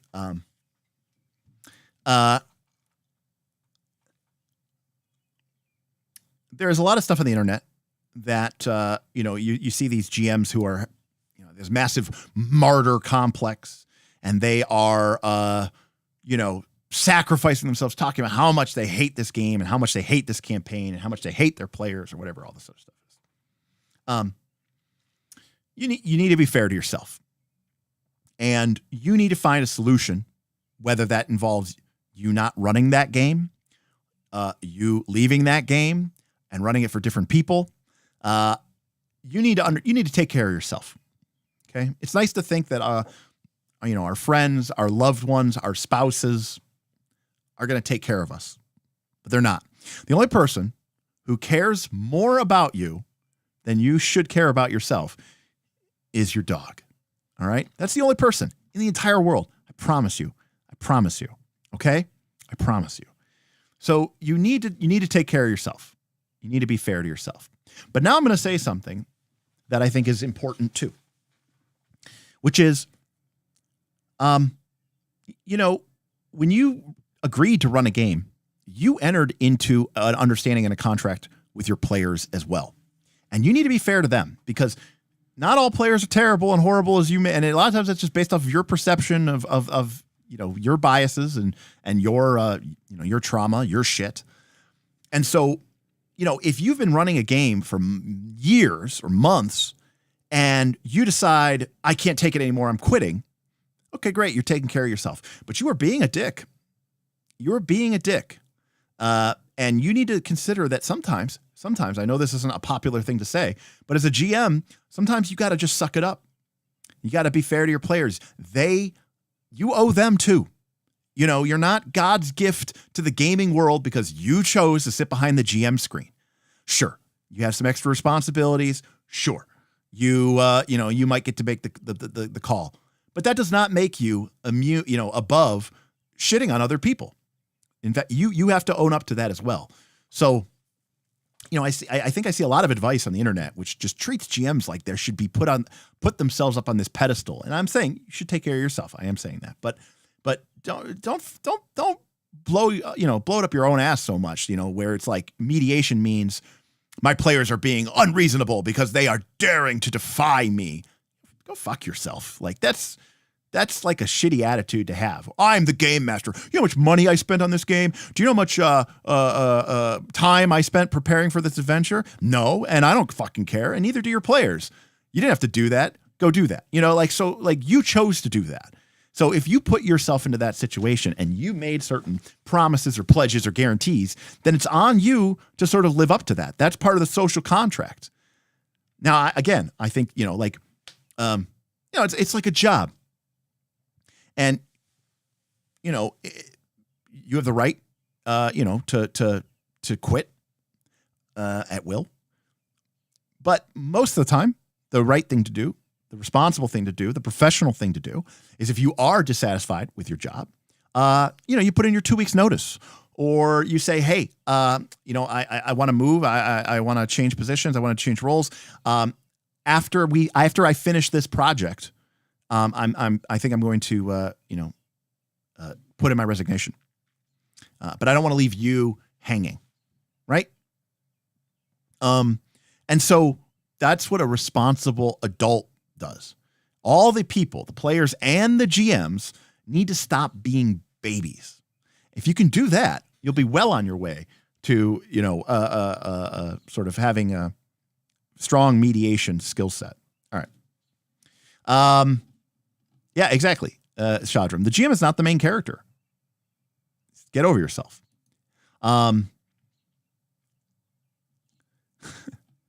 Right. All things in moderation. If I decided to stop contributing to the household and play games 24/7, you could do that, but then you wouldn't stay married very long. Exactly. And same thing, you can make those decisions as a GM, but then don't expect your players to stick around for it or to be happy about it, and people get stuck in these like super parasocial relationships. I don't know how else to describe it, where their gaming group is their social outlet. And so they feel compelled to attend because the other choice is I'm sitting at home. And that's just that is a tough spot, but the only thing I'll say is Night's Last Call, Patreon exists. There are gaming groups out there that, you could play with that maybe you won't have the same personality conflicts with. The other thing to consider is, if you look around the table, your gaming table, or maybe your gaming virtual Zoom call, and you think everybody is an asshole, chances are you're the asshole. Okay. So sometimes you need to check yourself and be like, wow, maybe I am the problem here. And you need to get yourself into some therapy. You need to get yourself into some new hobbies. You need to work on yourself physically, emotionally, spiritually, intellectually, right? You need to rise up. But sometimes the problem is you. And that's true whether you're a player, but it's also true if you're a GM. Are we the baddies? Yeah. And you know what? I'm going to say this. In the vast years I've been doing this, I've seen more bad GMs than I've seen bad players. And when I see a situation or I read it or I tease it apart or I look at it, whether it's something I'm seeing happening in live in front of me at some, local game store or, reading something online, I almost always side with the players because I'm like, no, it sounds like this GM is not great and not meeting the expectations of the players. Why aren't the players puppets in my game for them? Horrible. That's pretty good, Nutrimancer. There was a Reddit post from a guy that went basically 24/7 GM prep, and the universal response was, get help. Get help. I'm not sponsored, but better help, right? If you don't want to go see a real therapist, in person, go to BetterHelp. Someone will listen to you, but you have to pay them. Anyways, we're all over the place here tonight. Okay. So what is the number one step to build up your mediation skill set? Well, it's session 0. Nothing is going to potentially solve, session 0 is the equivalent. It's like writing, it's like writing your constitution for your group, right? It's laying out the parameters for this is how we're going to run things. This is how we're going to resolve things. This is the tone that we're going to talk about. These are the things that we're going to talk about. These are the things we're not going to talk about. This is the areas of the game we're going to focus on. This is, everything. And it can't just be about the game. I know a lot of people like to poo-poo lines and veils and all this other stuff. And I'm not saying that you need to be so, woke about it. But you know what? Mental health is important. It's a problem that does not get addressed well enough. And a lot of times, you need to work to make sure that people are comfortable. Okay. And so that's on you. Again, you're the GM, you're the one, you're the conductor of this train.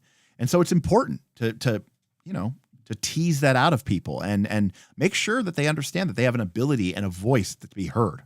Right. And it's not really a separate tip, but we've talked about this in other session 0 streams. Don't be afraid to revisit session 0 after you've had a couple of sessions. Go back and say, it's a session 0.5 or it's you've done 4 sessions. It's a session 4.5 and you go, hey, everybody, real quick. I just want to touch base, with all of you. How's the campaign going? How are you feeling about things? Are there problems that you have? And now you're speaking more generically instead of like dealing with a critical problem right in the moment. Right. So going back and revisiting session 0 can be really, really helpful because a lot of times at the beginning of the game, people are like, I don't really know what I know or what I don't know. But after a couple of sessions, they clearly go, okay, I know what I like and I know what I dislike. And a lot of people also focus on session 0 as being like, a lot of times, in fact, one of the things that I have often lamented is when it was originally written, the X card was a literal card at the table, a 3x5 index card with a big red X on the background. And the thing was, everybody had one in front of them or access to one. But what gets not talked about and has sort of been forgotten and never gets mentioned anymore is that on the original X card and the original topic about it, on the other side of it, okay, would be like a big green check mark, okay, or a big green circle, right? And the idea was it's just as important to show your support for something, okay? And if you have another player, I mean, let me tell you something. I've played I've played a fair amount of indie RPGs at like conventions and, with strangers. And you see some people, they're clearly, coming out of their shell a little bit. They're struggling a little bit. And, you're playing some maybe kind of weird, wonky, off the wall game. And this person maybe has only ever played Dungeons and Dragons their life. And they're clearly outside their comfort zone. But everybody else is digging it. They're loving what they're doing. And so when that player who's, feeling a little self-conscious sees a bunch of people flipping over their cards to the green, and they're not saying anything, they're just tapping it, like giving their thumbs up. They're basically saying, love it, keep going with it. Yeah, dig into this. More, that's a great positive feedback loop. So many people focus on session 0 as sort of like the negative. What don't we want? Know this, know that, know this, line, veil, line, veil, line. But I think it's also really important to focus on, like, this is what I want to see. This is what I want to have happen. I want to have really tough, challenging fights. I want to be able to build my character the way that I want to be able to build my character. Just to have these open conversations. So session 0, revisit your session 0.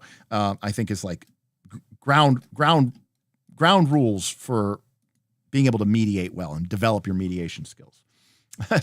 Stars and wishes, exactly. So again, kind of as a subjunct to that, setting clear expectations, because whenever problems arise, most of the time in a game, it's because expectations weren't met, right? There was a miscommunication of expectations. So at all times, you should be asking yourself as a GM, mentally polling, what are people's expectations here? How do they understand this situation? Do they understand what's going on? What are they expecting? Now, to be clear, that doesn't mean that you need to fudge to meet those expectations. Their expectations may not be in line, or their expectations may be unreasonable, but you need to then set those clear expectations and make sure that you're having a conversation about it. And if people can't agree on the expectations, that's when we have a problem, right? And that's when we have to sort of, use some of our conflict resolution techniques, right? Again, as I said before, as we get further down in these lists, some of this stuff is going to sound like it's repeating a little bit, but open communication is so critical for all of this, because people need to feel comfortable, okay? You need to make sure that people feel comfortable to voice their thoughts and concerns, both at the table, but especially outside of the table. And that, if you've ever worked for a boss who, I'm sure we've all worked for a boss who we felt very comfortable going to with problems. And we also have worked for bosses who we did not feel comfortable going to with problems.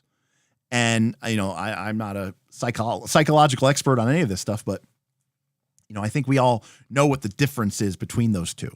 Feeling like our boss is going to have our back. They're going to understand. They have responsibilities too, and we know that. And so it's more of a meeting of the minds versus someone who we feel like is just going to blow up on us and not understand where we're coming from, et cetera, et cetera, et cetera. So, work to build up those open lines of communication and, develop trust with your players, and do that at the table, but also do it away from the table as well. And everything we said before too about listening actively and staying, staying unbiased, staying neutral, applies here as well. All right. So I'm going to say, address issues promptly. a lot of times something will happen at your table, and you can see there's a vibe shift. Somebody got mad, somebody got angry. There was a bitter moment. Someone's like, oh, whatever, fuck it. And it's very tempting to go, okay, moving on, right? Because you want to avoid the conflict, right? In my experience, when conflicts simmer, they tend to get worse. I think addressing disagreements as they arrive in the moment can prevent them from affecting the rest of the session. I think that's, because again, you have a responsibility to make sure that you're sort of protecting the session, right? Protecting the campaign. And so while I'm not saying that we need to like stop the session to have like a therapy session, and there is something to be said about, people having a heated moment and then, cooling off. But I think if you come at but don't come at it as an attack, right? If somebody does something and I say something and then the person goes, like I make a ruling and the player goes like, okay, well, I won't do anything then, fuck it. And I could be like, okay, fine, jackass, right? Like that look, we're human. I'm human. There's a natural reaction to be like, well, fuck you too. How about that, buddy? You come over here to this side of the screen, right? Now we can avoid getting to that point when someone says, whatever, I don't do anything, fuck it. And then we stop and I go, hey, we're clearly not on the same page. Like, I just want to understand, like what were you thinking in this situation? And, where's the disconnect? Let's figure it out. Cause I want your character to do something really cool this turn. I'd hate for you just to pass the turn. And maybe I misunderstood you. Maybe there's an opportunity for us to sort of figure something out that is a little bit more in the context of this game and what you're trying to do. Because I want to, I want to understand. I want to listen. You do that. And now that player who might have just sat there and sulked and been a little bitch for the rest of the session and just dragged everybody down with their negative energy, suddenly, you've turned them into an ally, and maybe they just wanted to feel like they were being heard, and maybe they wanted to feel like an opportunity. Now you don't necessarily look. You gotta still wear your big girl pants, and you got to be like, if they ask for something that's clearly outside the scope of the game, and you're trying to be fair to the system and the fiction and the other player characters, you still have to be able to put your foot down and say, I'm sorry, I cannot allow that. Here are some other alternatives that are sort of close and are allowed within the context of the game, but the fiction and the system are just not going to allow me to allow you to do that because it wouldn't be right. Now, if you have a very logical, responsible, meet conversation with somebody and they are still causing problems, then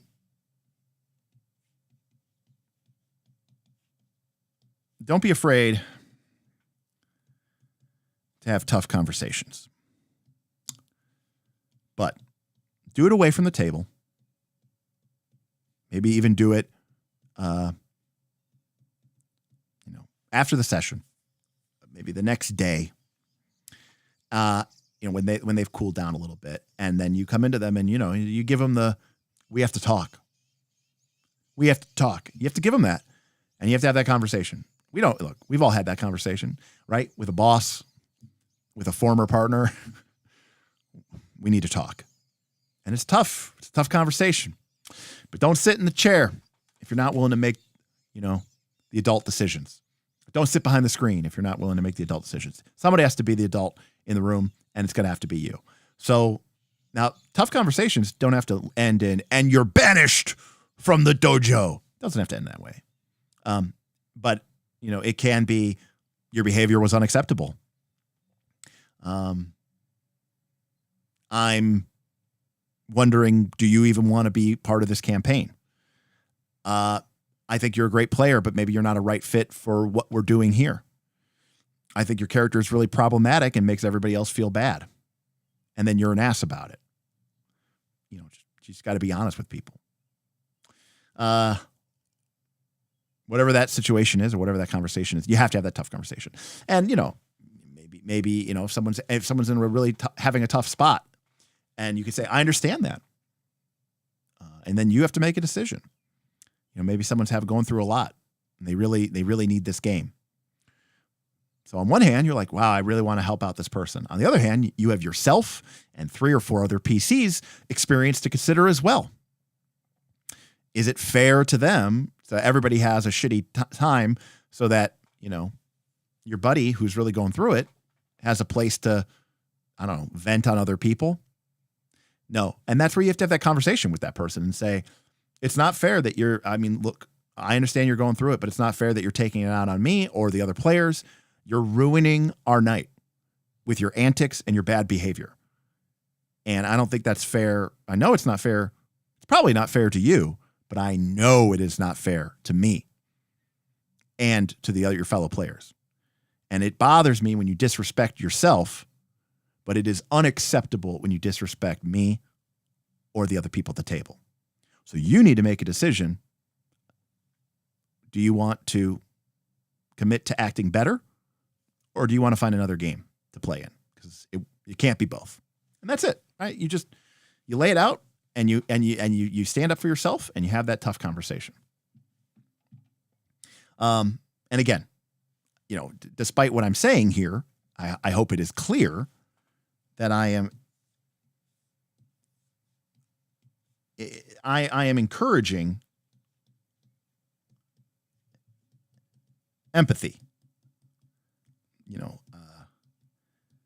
I like to think that I have a good natural empathy and a strong ability to sort of put myself in other people's shoes and see things from their perspective, especially if the characters, if the conflict is, with a player who, and I'm the GM and we sort of have different points of view about how the game is run or how the philosophy of the game or the system of the game. And, and different viewpoints and again, I don't want a monolith. I don't want this to be Derek's game, right? I want different ideas and I want different opinions and I want crazy ideas because that's going to, create the kind of excitement and storytelling that I couldn't do on my own. I mean, I'm not knocking solo RPGs, but part of the reason I play RPGs with other people and really don't play solo RPGs is because I get off, on other people's great, crazy, sometimes stupid, but sometimes funny ideas. I love it. So it is a communal effort and I appreciate that. But again, I really want to, as much as possible, I want to be empathetic and I want to understand people. But that does not mean I'm going to let them disrespect me. It does not mean I'm going to let the disrespect the other people at the game.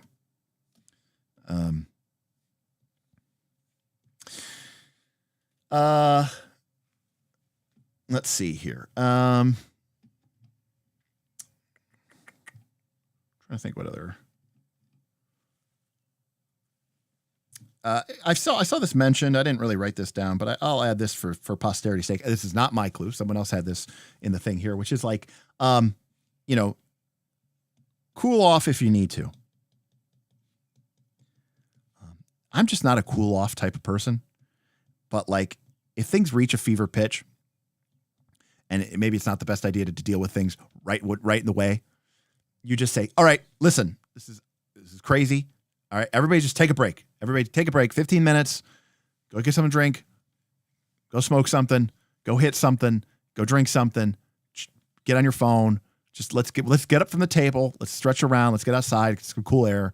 All right, like this is crazy. We should not be this upset. It's just a game. Let's come back to this in 10 or 15 minutes. And, rather than exacerbate an already heated or, intense situation, right? Number 8. If you do have that tough conversation, follow up. Whether it's during the game and you just correct someone or there's a misunderstanding or whatever, or, it's after the game, you have a sort of come to Jesus, come to Jesus moment with your player and you say, look, you got to choose, you got to choose. When that player rejoins the game, give them some positive feedback. If they genuinely seem to be making a real change for the better, don't just go, okay, good, problem dealt with. Follow up on that. Promote it. Say, hey, I want to say I really appreciate, you trying. I know it's tough, but we love having you here, and it means a lot to me that you're willing to work on this, because it's great having you here, and I appreciate it. Right? That positive feedback to continue to encourage someone to modify their behavior and to work on themselves and to be mindful and aware of what's going on, around themselves and around others. So, I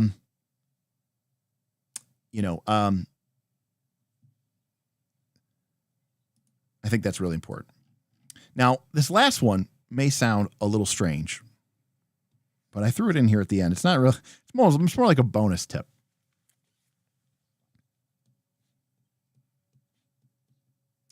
Now, this doesn't always work.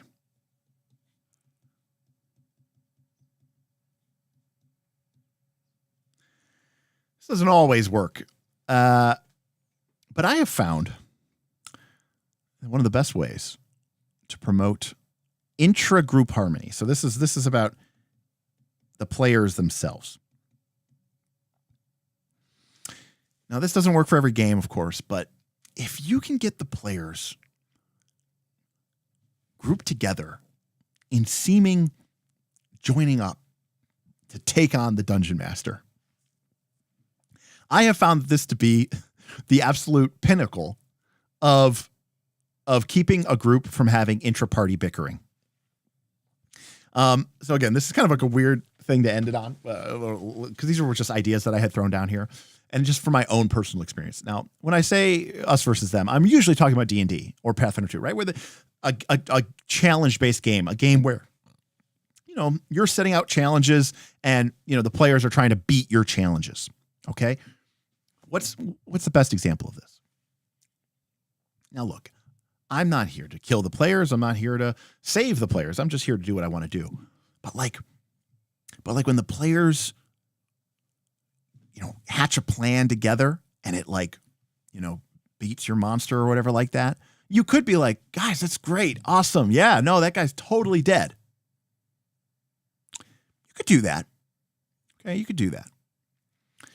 Or you could play it up a little bit and really highlight this sort of us versus, and I say them, I mean like us versus the GM, the players versus the GM. That's really what I'm saying here. Okay. So it's the players versus the GM.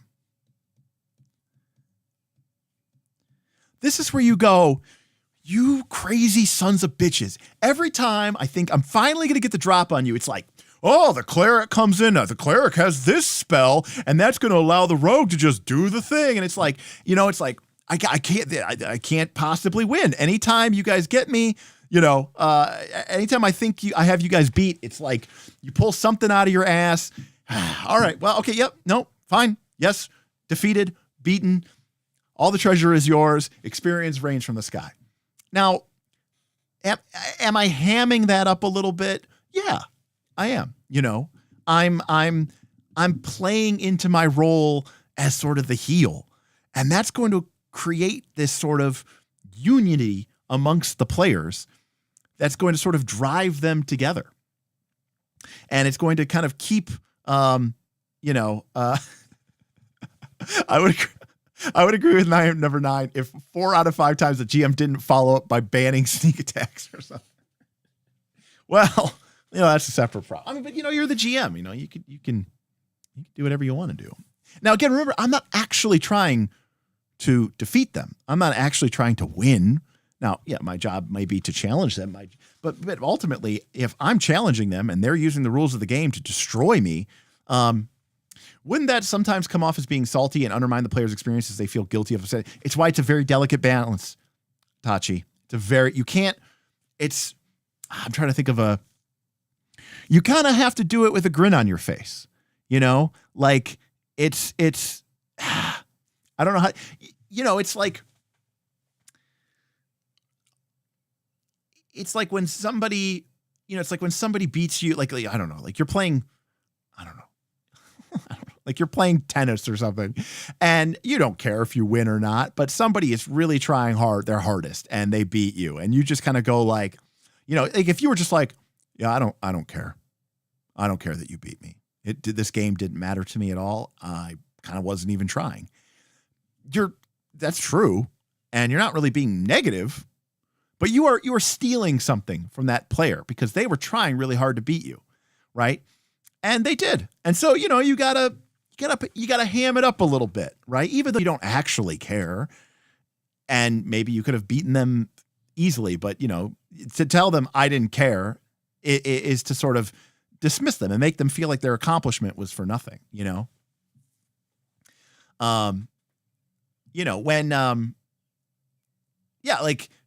can cheer the player's success, but at the same time, don't make them feel like you're 100% on their side, because in some ways you're not. You need to sort of build that separation and sort of say, I'm over here, you guys are all over there.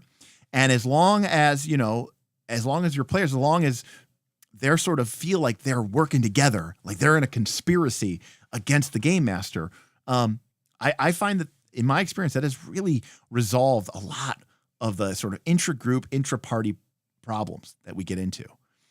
Because also, too, it creates this really fun expectation. When the players kind of have a mindset of, it's not that the GM's out to get us, but they're like, the GM is here to challenge us. The GM is here to show up. The GM is here to make our lives difficult and dangerous. And so when the player proposes something and then you say, I agree with you, that's a great idea, let's do that, then the player feels like, okay, the GM's not just giving this to me because they just want me to have a fun time, because their number one goal is to make sure the player's having a good time. They're like, no, the GM's kind of out to get us. So for the GM, but they're being fair. They're being fair and balanced about it. So for the GM to agree with me and to say that I can go ahead with my plan, it means that my plan must be a really good one. It must mean I'm doing a good job as a player. It can create this very, very powerful positive feedback loop.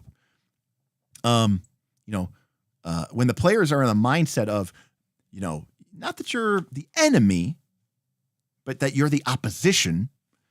And then when they come up with a plan, you agree to it. It can feel like, wow, we are getting mad respect from the other team. And getting mad respect from the other team is a great way to avoid or forestall any sort of mediative differences. Number 9 is more about hyping up your players. Yeah. Exactly. It's about hyping them up, being like, like when I throw down a monster, I'm like, oh, boys and girls, this one's going to be tough. I'm not saying that you guys are going to TPK, but let's just say a couple player characters might not be coming back from this one. Now there's a degree of honesty. I'm like, yeah, this is a tough fight. But so then when the players, I don't know, they raffle stomp it, like you're hyping them up. You're getting them excited, So tone is everything, Din. Tone is everything. Right. I'll get you next time, Gadget. Neutromancer. One of the players in my group was DM for one session, and he would throw the dice cackling like he was at the casino and say yes with a chest bump every time he critted, which is great, but he wasn't acting. That's tough. That's the tone that we're talking about, My players started a Discord chat to conspire against me between sessions. Yes, that's a good thing. I'm actually not even kidding. That's a good thing. I love it, but I get serious FOMO for not getting to be in that chat. Absolutely. I love it. I love it. I remember years ago, we were playing 3rd edition D&D, and the group was going to fight this like vampire wizard lord who's like the BBEG of this adventure. And the players were basically like, Derek, it's not that we don't trust you. It's just that, well, you're the enemy. So we need you to leave for like 15 minutes so we can make our final preparation and plans for the upcoming fight. And I was like, okay. So I leave. I come back like 15 minutes later, and I'm like, you guys all good? And they're like, yes. And then Smith goes, just want to let you know, Derek, I bought some scrolls.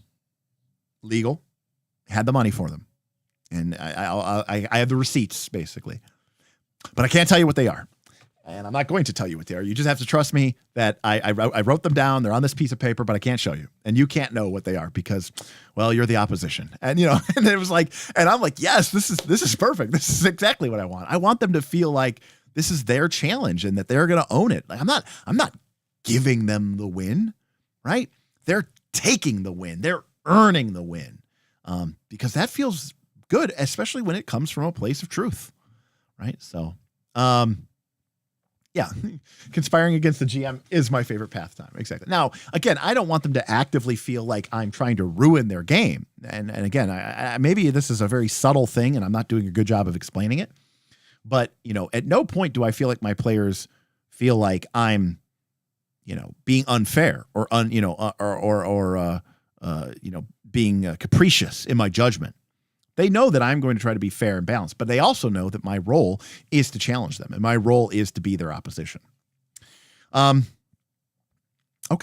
Well, that will do it for our adjudication and mediation. So again, adjudication, we got to stay fair and consistent. We talked a lot about what that means. So go back and watch it if you missed it.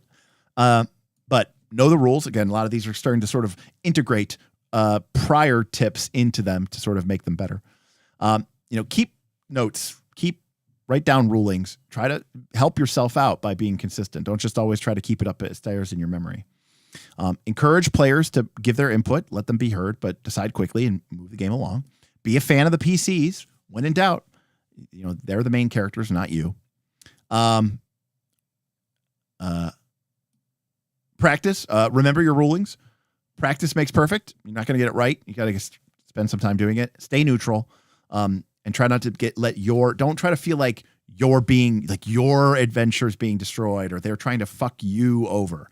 They're not. They're trying to destroy, the challenges that you're laying before them. Even if you are the personification of that, you can't take it personally. All right.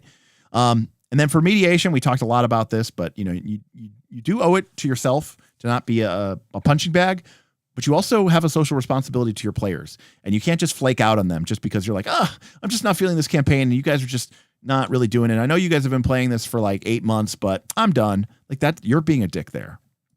And it all starts with session 0, setting clear expectations about what behavior is going to be in the game, open communication, addressing issues promptly, not being afraid to have tough conversations. And probably this is the most important one. Encouraging empathy throughout the entire process, cooling off if you need to, and then following up and rewarding and encouraging good behavior with, positive reinforcement. And then lastly, sort of, try to focus any sort of tension and animosity into a very healthy rivalry is how I would describe it, right? It's a rivalry, in like, I don't know, it's like the NBA. They're all millionaires. They're all there just making a ton of money, but you don't want your NBA player to like not care that they're not going to beat their rival team. Like you want them to care. You want them to beat them. At the same time, I don't expect them to be like, they are the enemy and I'm going to, hit them with a chair. I'm going to murder their family. Like, whoa. You're not at war with them. They're your rival and you're hyped about the rivalry and you're both there to throw down and give a great performance and beat them in the game. And that's what makes the game fun and entertaining to watch. So that's great. But yeah, just show up and care, but don't care too much.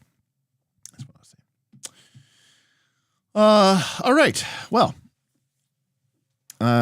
looks like we finished 20 minutes early. Look at that. Well, any thoughts, conversation, tip, elements? Did I miss any tips or super chats? I don't think I did. Let's see here. Roman, Whipplestein, Damien, Lollipop, Shadram. Thank you, everybody.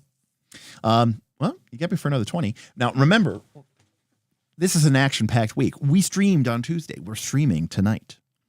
We're going to be streaming live to the patrons tomorrow. We're going to be talking about fronts. And then we're going to be back Sunday because Armored Armadillo super chatted $100 for us to take a first look at Valor, which is what we're going to do. So we have that. That's going to be Sunday. Zymel, $20 super chat. Thanks, Simon. Finally caught us me live. Oh, well, Zymel, I'm happy you caught us. Best advice I ever heard. Don't waste your time gaming with people who make you unhappy to game with. Played with a troll for 10 years. Not anymore, I don't. Absolutely. You know, and that's what it's all about, Zymel. Thank you again for the $20. But you know, if this isn't a person that I would want to like get a beer with, shoot the shit with, catch a movie and a dinner with, if that's not the type of person, then I probably don't want to play RPGs with them. RPGs are way more, you know, sacred and intimate to me than any of those other activities that I just described. So if I wouldn't do those things with this person, why would I play RPGs with them? You know. Now I also have a very open, understanding mind. I understand that not every person at my table, whether as a player or as a GM, is necessarily, you know, coming at the game from the same place or is contributing the same thing. I don't want 5 clones of myself. I do enjoy there to be different people and bring different things. But at the end of the day, if it's not somebody that I wouldn't, you know, hang out with, then, and that's why historically over the years, the people that were my friends became my gaming group, or the people that joined my gaming group became my friends, right? Like the two were very symbiotic in that respect. Thank you, Zymel, for the $20. Thank you for putting us over the $50 super chat goal. I really appreciate that. And you're our new hype boss. So all fantastic stuff. Thank you, Zymel, for all that. Can you talk about how system changes, mediation, or adjudication? Did you miss that portion of the stream? I talked about it a little bit, Dan. I basically said, specifically to like adjudication, I guess this kind of dovetails into mediation. You gotta know what your system cares about. And I gave a very, very long description about like a fireball and how I would adjudicate that in a game like Dungeon World versus how I would adjudicate differently in a game like Pathfinder 2nd Edition. And part of that is because I'm understanding that there are systemic differences. There are different expectations of how people would expect that to go and how the game system engine itself expects that to go. And that is not necessarily an area where I need to step in and make a ruling. The game is quite clear about that. So you may have missed that part, but if you go to the example of the Necromancer Fireball, like that's sort of, for me, the highlighting the difference between how, even though the situation may sound very similar, that I, Derek, would rule it very differently if I was playing Dungeon World versus I was playing Pathfinder 2nd Edition. You know, and just to kind of complete that metaphor for people who are here, if I was playing, BX D&D and you were in a sim situation, your character's paralyzed and a fireball blasts down the hallway, I'm not giving you a saving throw. And that's, you know, sure, there's rules for saving throws, but you know, this is a much more, I don't even want to say fiction forward. It's just sort of more of a loosey-goosey kind of game. And something like a saving throw isn't so much, well, I'm getting off topic here, but a saving throw in a game like this is actually a lot more like a move from Dungeon World, which is to say it's a reaction and it's a mechanic that allows you to express something in the fiction with a dice roll. Whereas in Pathfinder 2nd Edition, that is not the case. I don't have to describe for you why I deserve a reflex save in D20. I just get one because that's what the rules say. Lollipop Candy tip $10. My headcanon is Derek's chair pieced out because it couldn't out-stamina Derek's ability to keep talking. I thought that was about to be a weight joke. I was like, I'm down 50 pounds. No, it just broke for years and years and years of having it. I mean, it's a great chair, but it does happen. And you might say, Derek, just get a new chair. Yeah, but it's a Herman Miller, so I don't want to just it's old though. Yeah. I'm trying to even think when I got it. A while ago. It's actually a shame. We have all these gorgeous Herman Miller chairs up at my office that I work, in theory, I work at, but no one ever goes there because everybody works from home. It's like there's nobody in this office, and it's a pretty big office, and there's just like dozens and dozens of like really nice, much nicer than mine, Herman Miller chairs, and they're just like sitting there. It's kind of a shame. Shadram coming in hot with 18 months of adventure. Thank you for your member chat. How's your Forbidden Lands game going? I'm a bit behind on your write-ups. Did you use any of the house rules you discussed before you started? Shadram, it's going great. We're playing tomorrow, and I have to write up last session. I'm behind one session. I did not use any of my house rules, and I kind of wish I had. And I when I originally outlined them, my players, and really that is to say, kind of Smith, we're kind of like, I can't believe you're house ruling this game. We've never even played it. And I said, you know what? You're right. I'm being a little bit presumptuous here. And so we played the game as written. And sure enough, a lot of the things that I was kind of concerned about, and again, I don't think they're a game problem. They're just a problem for me and my table and my players and the way that we play, have ended up being kind of problems. And in particular, just the acquisition of willpower, and the understanding for that. So,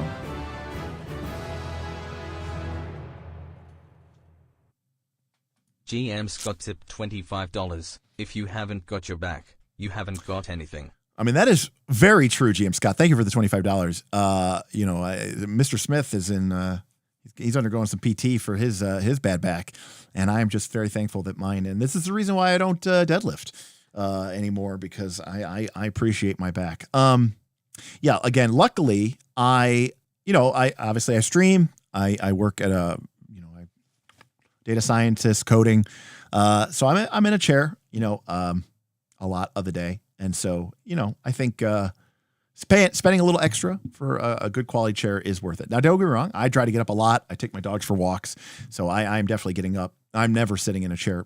These streams are probably the longest I ever sit in a chair. But even if you look when we're playing, when we're doing these things, you'll see me a lot of times I will turn the chair to the side. And I'm not sitting with it on a back at all. So I try to stay thick, but thank you. Thank you, Jim Scott. You recently did Dragon Bait with the solo adventure. Very cool. Yeah, it's got some really neat solo rules, actually. We were just discussing that actually earlier today on the Patreon.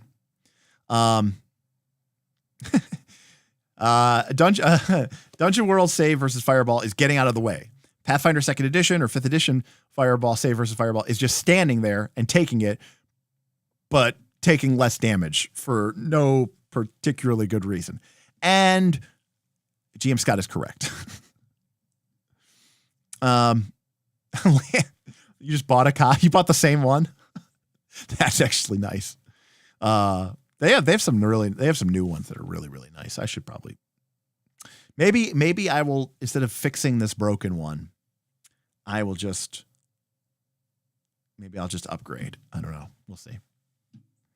So in that case, I would not be going Ship of Theseus. Eric, good to see you. First live. Fantastic. We're here at the end, but it's good to have you here. Future studio pending. Again, we're going to definitely be in Smith's basement before we're in a new studio.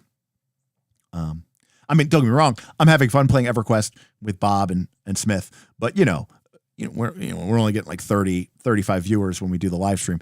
Obviously it's not as popular as, something else would be. I got to get back to some hot, spicy 5e Pathfinder 2nd edition, all spells re-ranked, so that I can get those 6 stream numbers again.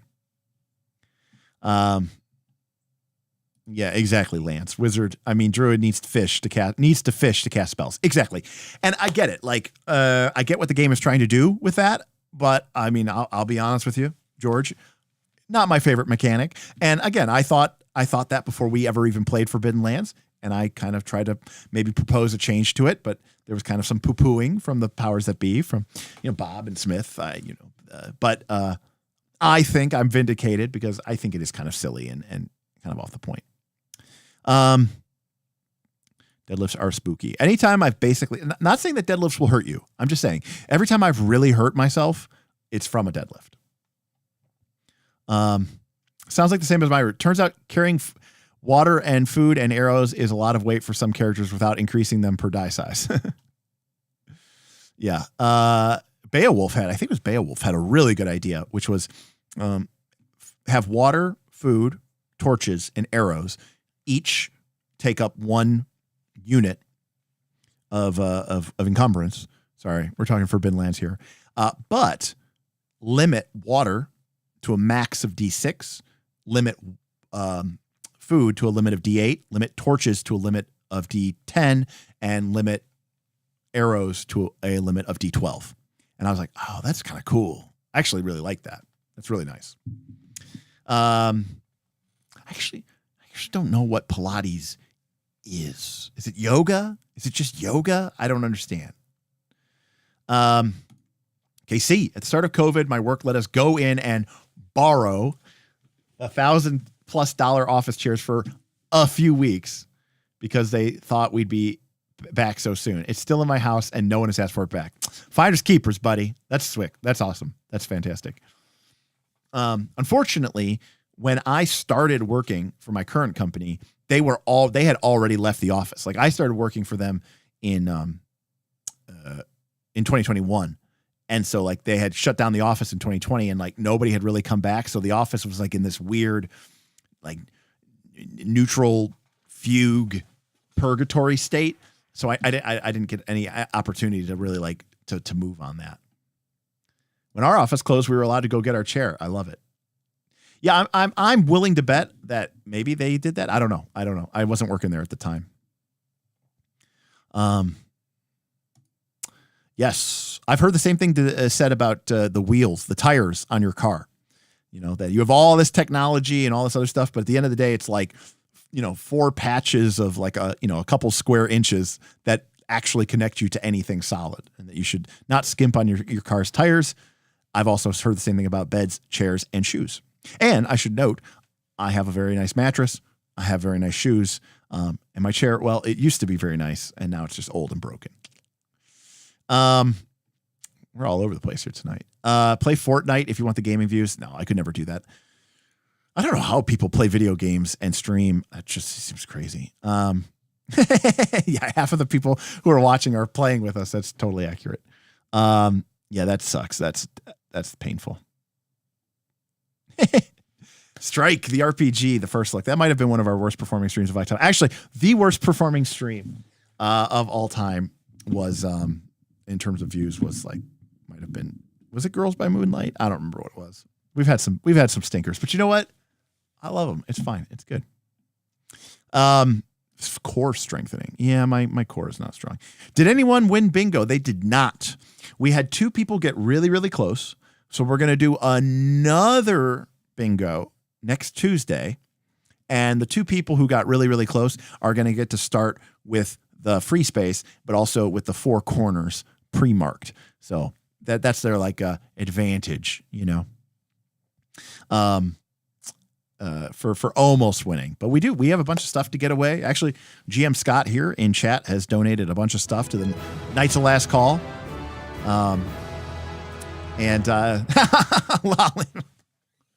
Lollipop Candy tipped $40. We've got your back. D. Hero point for the good pun. Thank you, Lollipop, for completing that tip goal, but also thank you for the very, very, very funny one. You got my back. Awesome. Well, this is the encouragement I need. Maybe I will not just repair my old chair, but maybe I'll look into getting an actual nice new one. All of you have made me jealous with your expensive chairs and your quality stuff, and I love the support from you all who are so concerned about my back. Thank you, Lollipop, for that. That was very nice of you.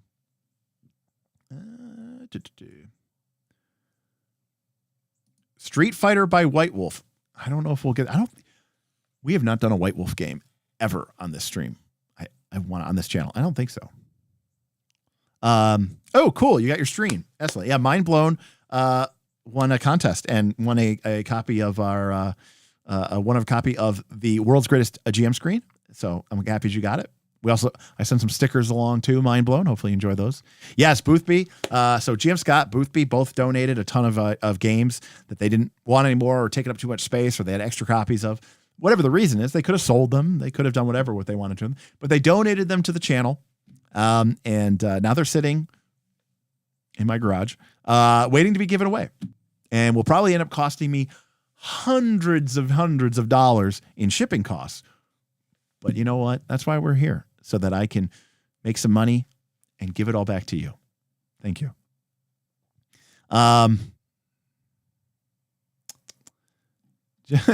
Just got home just in time to hear about deadlifts and bad backs, just after I did a deload week for a bad back.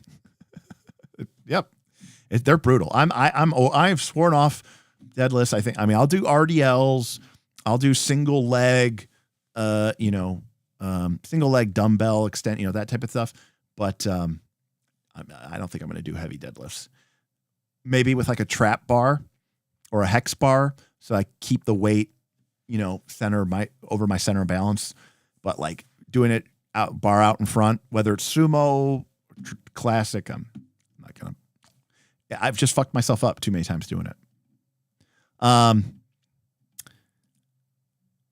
Doing rack pulls. All right. 405. My God, that's an impressive number.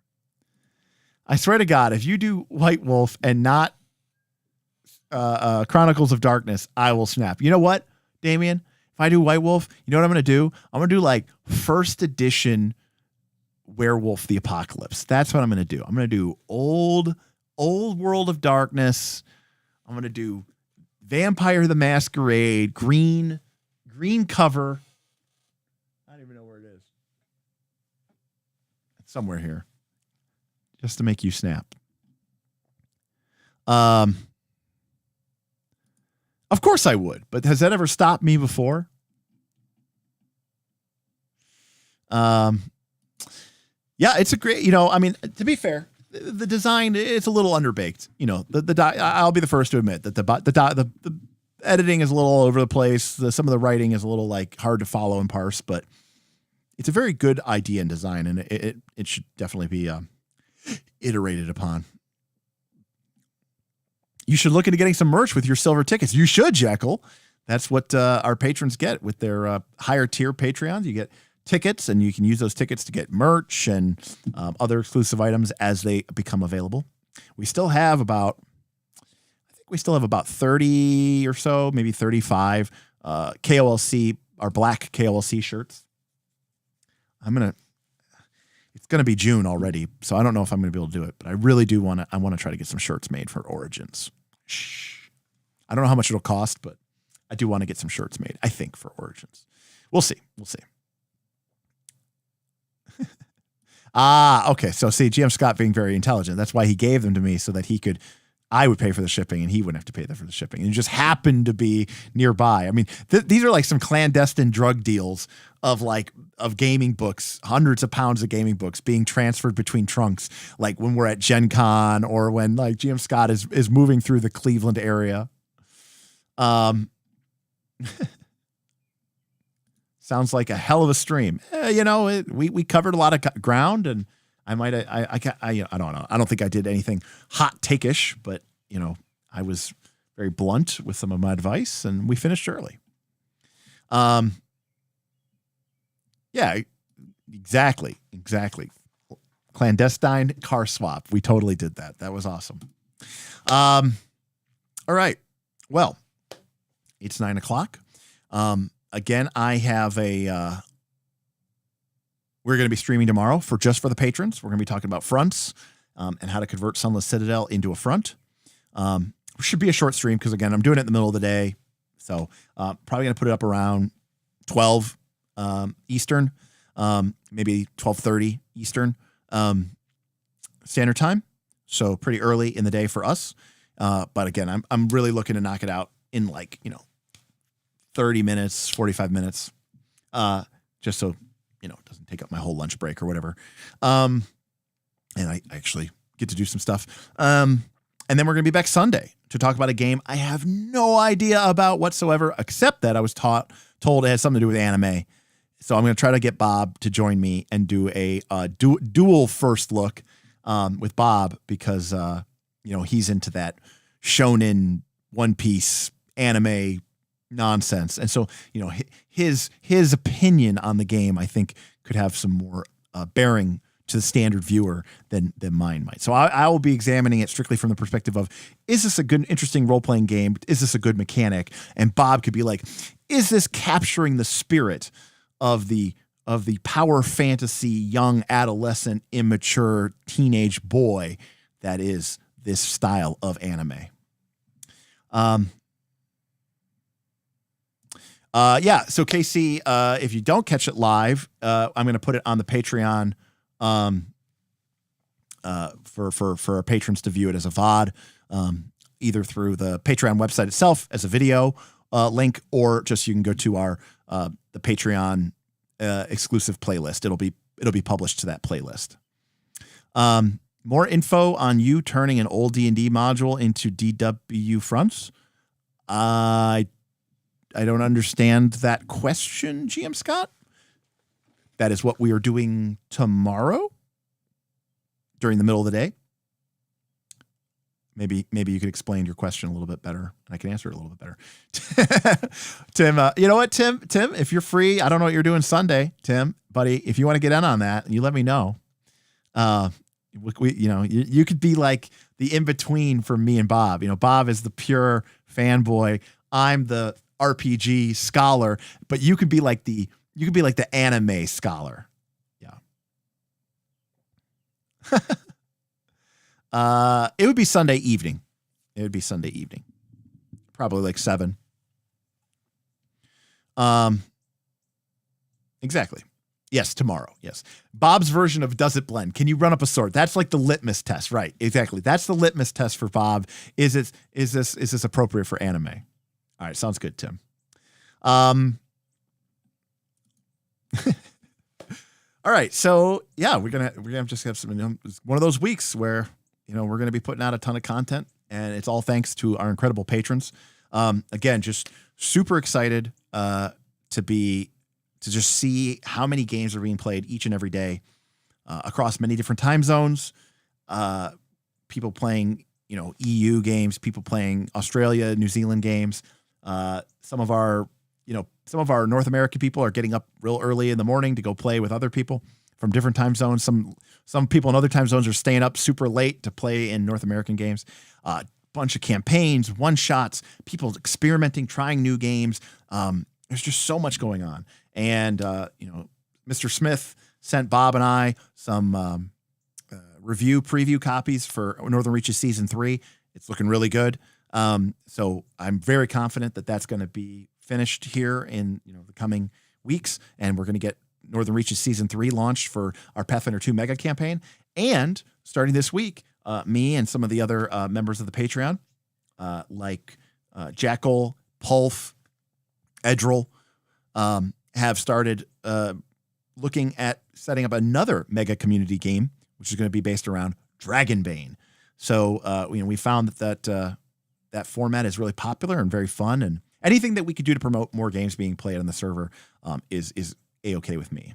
And then, as I said in the pre-stream, I am also in the process of getting together a bunch of games: Avatar, Blades in the Dark, Scum and Villainy, Legend of the Five Rings, 4th edition D&D, to run with some of our very highest tier patrons who just go above and beyond with incredible levels of support. And of course, if you watch the stream intro, you'll know them as our Exalted in Legends. And it's just my way of giving thanks back to them for their just incredible support that they give to this channel, as all of our patrons do, from our squires all the way up to our legends. Everybody who is here is not just contributing financially, they are also contributing to the fabric of the community. They're running games. They're playing games. The money that you give me is nice, sort of, assuming I don't immediately spend it, but I can't anymore. I don't have a studio. But what really matters to me is are you running a game? Are you filling? Does somebody need a player? They're really, we had somebody who was really excited about playing a game called like Skate Wizards. I never heard of it. It's a little pamphlet game, and relatively new patron. And he got like 3 or 4 players because people said, yeah, fine, I'll play that game. That sounds cool. Like I'll step up. I'll be a player. So it's just people being great at stepping up to run games, stepping up to play games. And that's what really, warms the cockles of my heart. Boothby, tomorrow is the hell or high water ending of my Strange Eons game, almost 2 years. And that has been running as part of the Knights of Last Call Patreon. So, it's not just one shots. It's like entire campaigns, some of which we've been running for a very, very long time. So big props to you there, Boothby. Definitely will give you some nice shout outs for that as you finish that up. Thank you, KC, for that. I agree, KC. It is probably too much, No Legend of the Five Rings mega campaign. No Lord Dragon, not yet. Although I did say that is like my dream. I don't know if I said that here or if I said that on the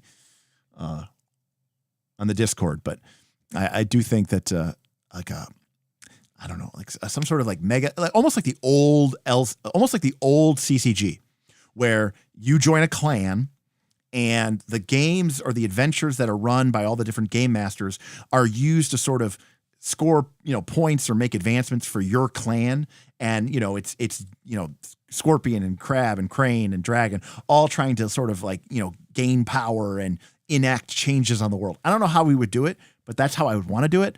And it'd be really, really cool. So, yeah, exactly. It would be insane. And I think it would be so much fun and it would be really cool. It would be very political and there'd be a lot of hurt feelings. But like, this is a game where, I would want PvP to be a thing. Like, somebody's calling, you call them out, and then it's like we go to a PvP duel, and it's like we have this duel system, and it's like this big duel to determine the fate of maybe, thousands of lives, entire armies, provinces, maybe the fate of Rokugan itself. Anyways, it'd be pretty sweet.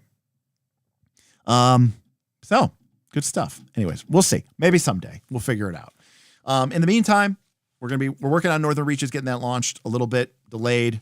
Normally we launch April, May. Obviously it's like the last day of May.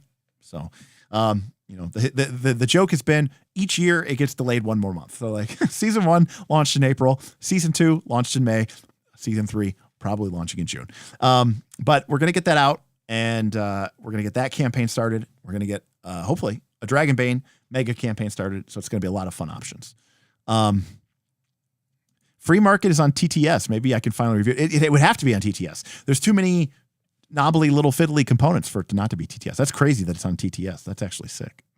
Maybe I can finally review it. Real cool. It would use up a lot of time and a lot of emotion. That's sick.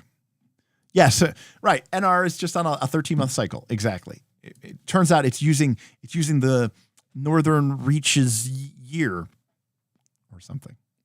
Yeah, that's right. Every 12 seasons we'll have a leap season. That's exactly right. All right. Well, thank you everybody for the incredible support. Thank you for filling up the tip goals tonight. You guys are really the best. To all you fine ladies and gentlemen and any other genders out there, thank you so much for your support. Cal coming in even. Did someone say Free Market mega game? Cal, that would be sick. That would actually be sick. I don't know how we could do that, but that would actually be sick. Free Market would actually be, that is literally, that game is like made for a mega game. It is literally, the idea is that, anyways, that is actually really, really, I know he's probably trolling, but it's actually a really good idea. Again, I just don't know how we do it, but yeah. That would be cool. Because again, Free Market is this idea that's like, you have a bunch of people who have like, you have infinite food, energy, whatever, but you're stuck on a space station. There's only so many points. There's only so much you can do. There's only so much room. And so everybody is competing for likes basically, and trying to avoid getting dislikes and getting downvoted. So it's like Reddit, but like in real life. And so it's just a cesspool, right, of utopia. It's very strange. It's a very cool game. I have no idea if the actual game itself works, but the idea of it, Yeah, exactly. Discord integrated social points. Exactly. Or if you've ever saw the Black Mirror episode, Nosedive, with Bryce Dallas Howard, it's like that.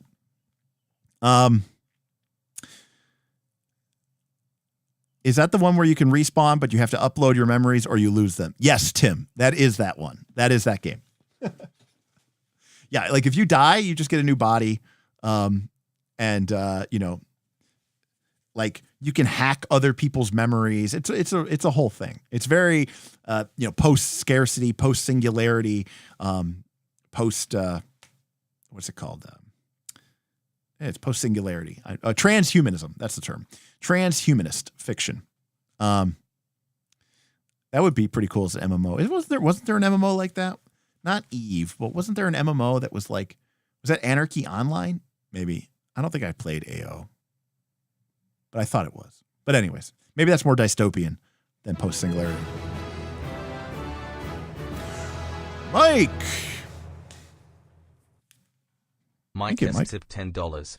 Mike, thank you for the tip, buddy. I don't know if you meant to say something, but if you did, let me know. I'll give you a shout out. But thank you for the support, Mike. Appreciate it here right at the end. You guys are crushing it today. Thank you so much for everybody. Just a ton of support. Thank you, Eric.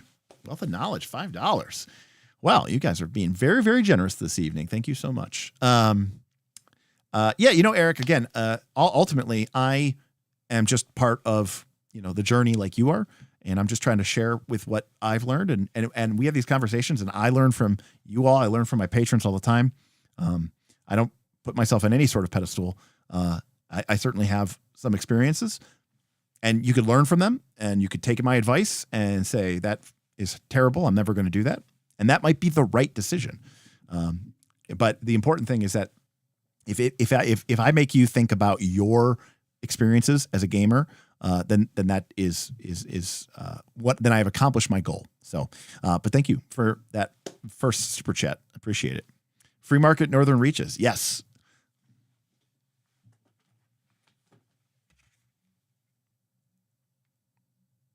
I know not everybody knows this game, but it's a crazy game.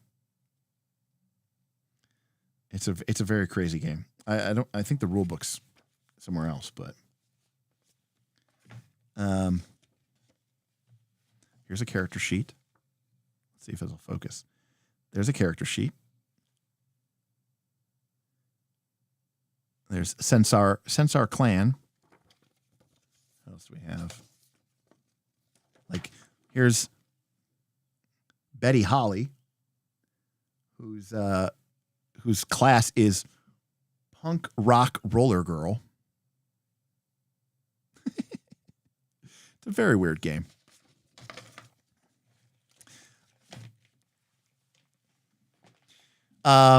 Anyways, good stuff. So we'll be back tomorrow for the patrons. We'll be back Sunday for everybody else. We'll be back next Tuesday for more EverQuest. We're going to have a bunch of guests on. We have Bob on for Sunday, hopefully. Maybe we'll have Tim on. Next week, Tuesday, me, Bob, Smith will be playing EverQuest. Some of our buddies will be joining us. Last week, we got joined by our buddy Tim. We got joined by our buddy Rich. So just been a lot of fun. We got Pathfinder 2 content finally coming out this summer. Definitely looking forward to doing some more Pathfinder 2 content, getting some of the patrons back on the channel to talk about it. One of my favorite things about doing some of those all spells ranked and all the other stuff is having some of our patron guests on to talk about the system, because you know their expertise, they're the experts at this point, far more than me, and so that'd be a lot of fun. And then who knows what else? I mean, there's so much stuff. But that's going to do it for tonight. So thank you everybody for coming out, and thank you supporting us. Thank you Eric. Thank you Mike S. Thank you Cal. Thank you Damien. Thank you Lollipop, GM Scott, Shadram, Zymel, Roman, Whipplestein, Lolly again, and Shadram for your direct support for tonight's stream. And thank you to all of our incredible patrons and, of course, YouTube supporters who give us their support each and every single month. And, you know, to the patrons who are running games, playing games, keeping the Discord active and alive and being a resource. We had a new patron join recently, a little bit younger than most of our patrons, just asking a ton of questions, you know. And I could see in almost any other Discord, this person just getting shit on. And sure enough, our patrons were just like, yeah, we're going to engage with you. We're going to answer your questions. We're going to respond. Yeah, we're here to help. And this person, I think, was just blown away by the positive. You know, you could tell that there maybe had been shut down before in other places, but to see them get embraced and answered and listened to was obviously a very empowering moment for them. So shout out to them for that. And, you know, very proud of the little community that we have built here in the interwebs. All right, everybody. We'll see you next time on Knights of Last Call. Peace out. Good night.